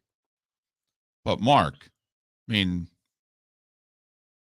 that's 90% of what Fox got for games last year. And more importantly, it's 500,000 more than they promised their advertisers. I know. We were shocked that they promised our advertisers $12.5 million. And now tonight, we think the number would be bigger because the local audiences in Cleveland and Pittsburgh, I think, will be bigger than what they got last week. Although, remember, in Pittsburgh and Cleveland, they can watch on... yeah, but this counts in this number. Okay, so it's not all on Amazon. No. Gotcha. I don't believe it. Can't be. Yeah, that includes the local broadcast numbers. Okay. But Amazon says 15.3 million viewers accessed it. But they averaged 13. Correct. So wow. That's great, not just for Amazon. That's really good for the NFL. And believe it or not, you know who this could be good for? A couple of the conferences that have TV deals like the Big 12 and the Pac-12. Pac-12. Yeah, because the Pac-12 is like they've called Amazon. Yeah, they want to jump in bed with Amazon today. Right. So they're just trying to negotiate a price. So I wonder if this could help the Big 12 and or Pac-12 in their future TV deals that, hey, you know what? People really will watch it on streaming. Huh. How about that? That's a big number. We were wrong. That's tremendous. We were wrong. We thought it'd be like half that. Shows you how much the local number is in this equation, first off. would like to know what how many viewers came from the Kansas City local affiliate and how many viewers came from the Los Angeles local affiliate. And remember, it was the Chargers, not the Rams. So it's not as many people or the as Raiders. you think. Exactly. Or the Cowboys. Right. But I think they'll do a bigger number tonight. I agree. It's time for someone to take back this segment, if for no other reason than to stop David from talking about Meghan and Harry. Here's Mark Miller with Today Was the Day When. They're already back with the kids, Mark. They're already back in California. Good to know. Thanks for that. 1692, we start when the final 8 people were hanged for the Salem witch trials. 1735, Robert Walpole becomes the first British prime minister. He was actually the first Lord of the Treasury to live at 10 Downing Street. Huh. Interesting. I thought you'd like that. 1911, Cy Young. Final career victory, number 511 in a 1-0 victory, with the Boston Rustlers beating the Pittsburgh Pirates. 1927, the long count. The boxing rematch, Tunney beats Dempsey, 10-round unanimous decision at Soldier Field in Chicago. 1969, Willie Mays hits home run number 600. Pinch hitting, I believe, for George Foster, I believe was his 600th home run. 1973, the Ryder Cup at Muirfield. U.S. beats Great Britain and Ireland. It was the first time Ireland was included in the team name. 1976, big day today in 1976 for any male that is around our age, David. What's that? Charlie's Angels debuted. Oh, yeah. Uh-huh. That got some attention. You're damn right it did. Farrah Fawcett, Jacqueline Smith, Kate Jackson. Mm-hmm. Yep. Mm-hmm. 81, Sandra Day O'Connor appointed to the U.S. Supreme Court. That was a big deal. 82, Family Ties premiered on NBC. 85, the first Farm Aid concert. 87, another NFL strike, 24 days. It was the second regular season strike in the NFL. 89, Baywatch debuts. Also a pretty big television moment. You know, it's funny. I never got into it. I'd never really watched the show, but I'd have it on in the background occasionally when it was on syndication. Okay. Andre Dawson today in 90 steals his 300th base. He is the only other player than Willie Mays to have 300 home runs, 300 steals, and 2,000 hits. Should have worn my jersey today. At the time. At the time.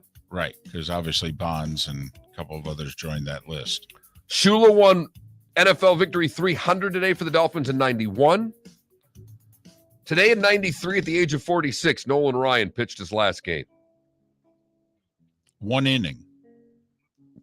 All right, and his elbow blew out basically while he was pitching. He gave up 5 runs in the first inning, and his elbow blew out, and that was it. Today in 94, Friends debuts on NBC. And today in 99, The West Wing debuts on NBC.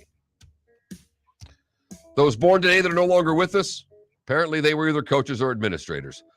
Bob Lemon, Tommy Lasorda, Lute Olson, and David Stern. Those that are celebrating birthdays today. Tony Basil, she's saying Mickey. Yeah. She's 79. You're so fine, you blow my mind. She's Hey, Mickey. 79. Wow, which means she was a lot older. Right, then when she looked in that right cheerleader outfit that she was doing the video in. It's kind of like when they get, like Pitch Perfect and, all the actors and actresses that are in Pitch Perfect, and they're showing you that like they're 18 and 19-year-olds in college. Yeah, they're like 27. Right. David Coverdale from Whitesnake is 73. Debbie Boone is 66. Singer Nick Cave is 65. Dot Richardson and Vince Coleman are both 61. And David Moulton's favorite goalie, Mike Richter, is 56. God bless that man. And that is today was the day when, David. What did I miss? 2 significant things happened today. Lincoln issued the Emancipation Proclamation 160 years ago today. It set the date for the freedom of more than 3 million slaves to no longer be slaves. And the Peace Corps President Kennedy signed the legislation establishing the Peace Corps 61 years ago today. So today is the first day of fall? Today is the first day of fall. There you go. Welcome to fall football. It'll be 91 instead of 92 today. Right. You've heard folks elsewhere mock Florida is gonna Florida. Well, Mark Miller sees it differently. He calls it the good, the bad, and the ugly. What you got, Mark? So we have a college student, finishes her freshman year, about to fly home, and she has her fish with her. And Southwest Airlines tells her she cannot bring her betta fish on the plane. That's when 2 Southwest employees jumped in and adopted the fish for the young girl, took care of it the whole summer, and she came back and her betta fish was alive and well in a new bowl, all because of the customer service of the good folks at Southwest Airlines. Wow. That is pretty great. They should make a commercial about that. They probably will. Yeah. And they'll sing during it. They like to sing it. They do. They have good I commercials. love Southwest Airlines. I don't mind getting herded up and thrown on the plane that way. It's fine. They have a little more fun. They don't take it as seriously as everybody else. Right. Them and their 7 million 737s.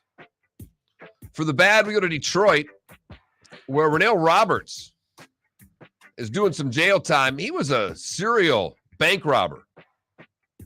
Spent 6 years in prison. And then after he got out, he said, you know, this bank robbery is for the birds. I'm going to start identity theft. Well, he's going to be back in prison for another 6 to 8 years because he got caught for that too, proving that you can't fix stupid.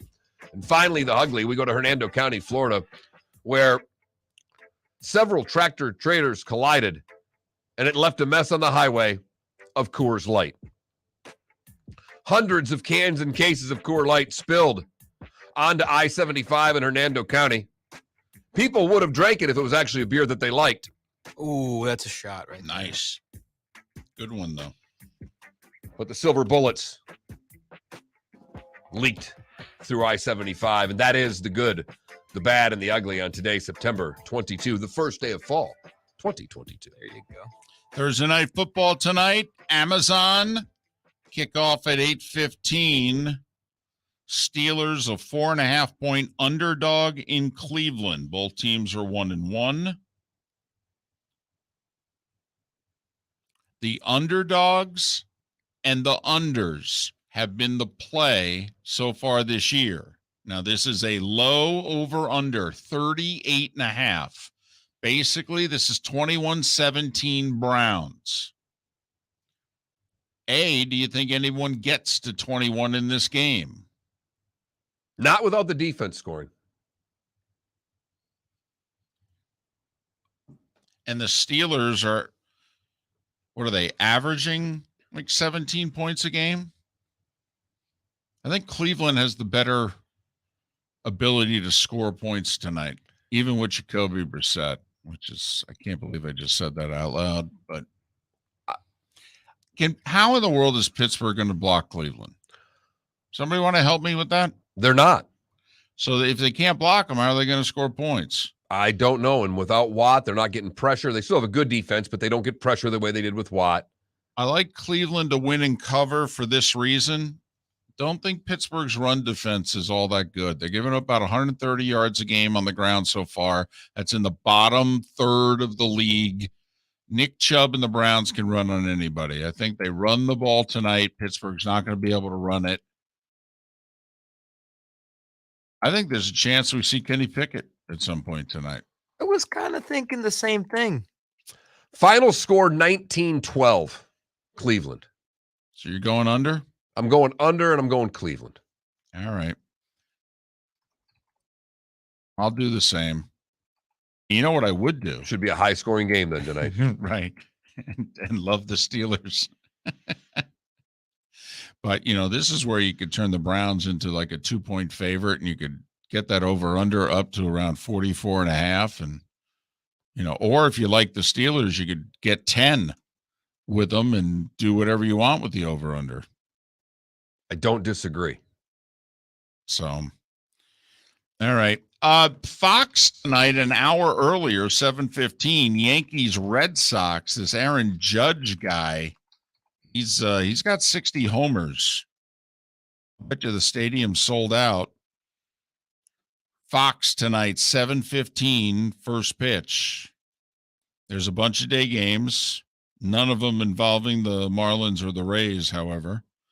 And in fact, Cardinals, Padres, Mariners, A's because of Seattle, the only two afternoon games with playoff implications. The Rays, after getting swept by the Astros, are beginning a 4-game home series with Toronto. Braves and Phillies begin a 4-game series in Philadelphia.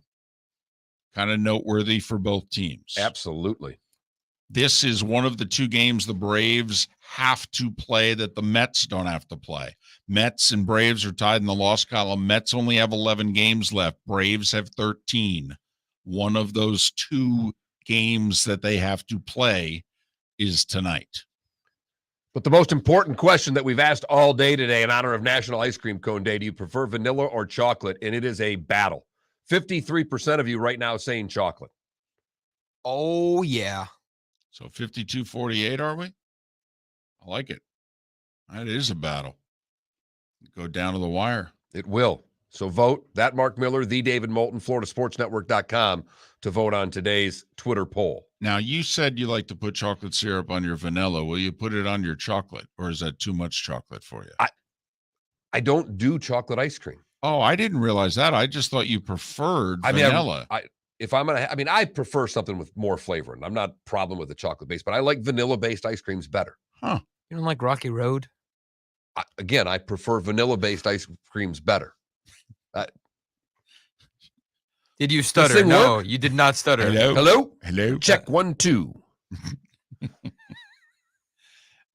Listen, you said, because I asked, what could you use a cone for other than ice cream? And you said put guacamole in a cone. Damn right. That's pretty ludicrous.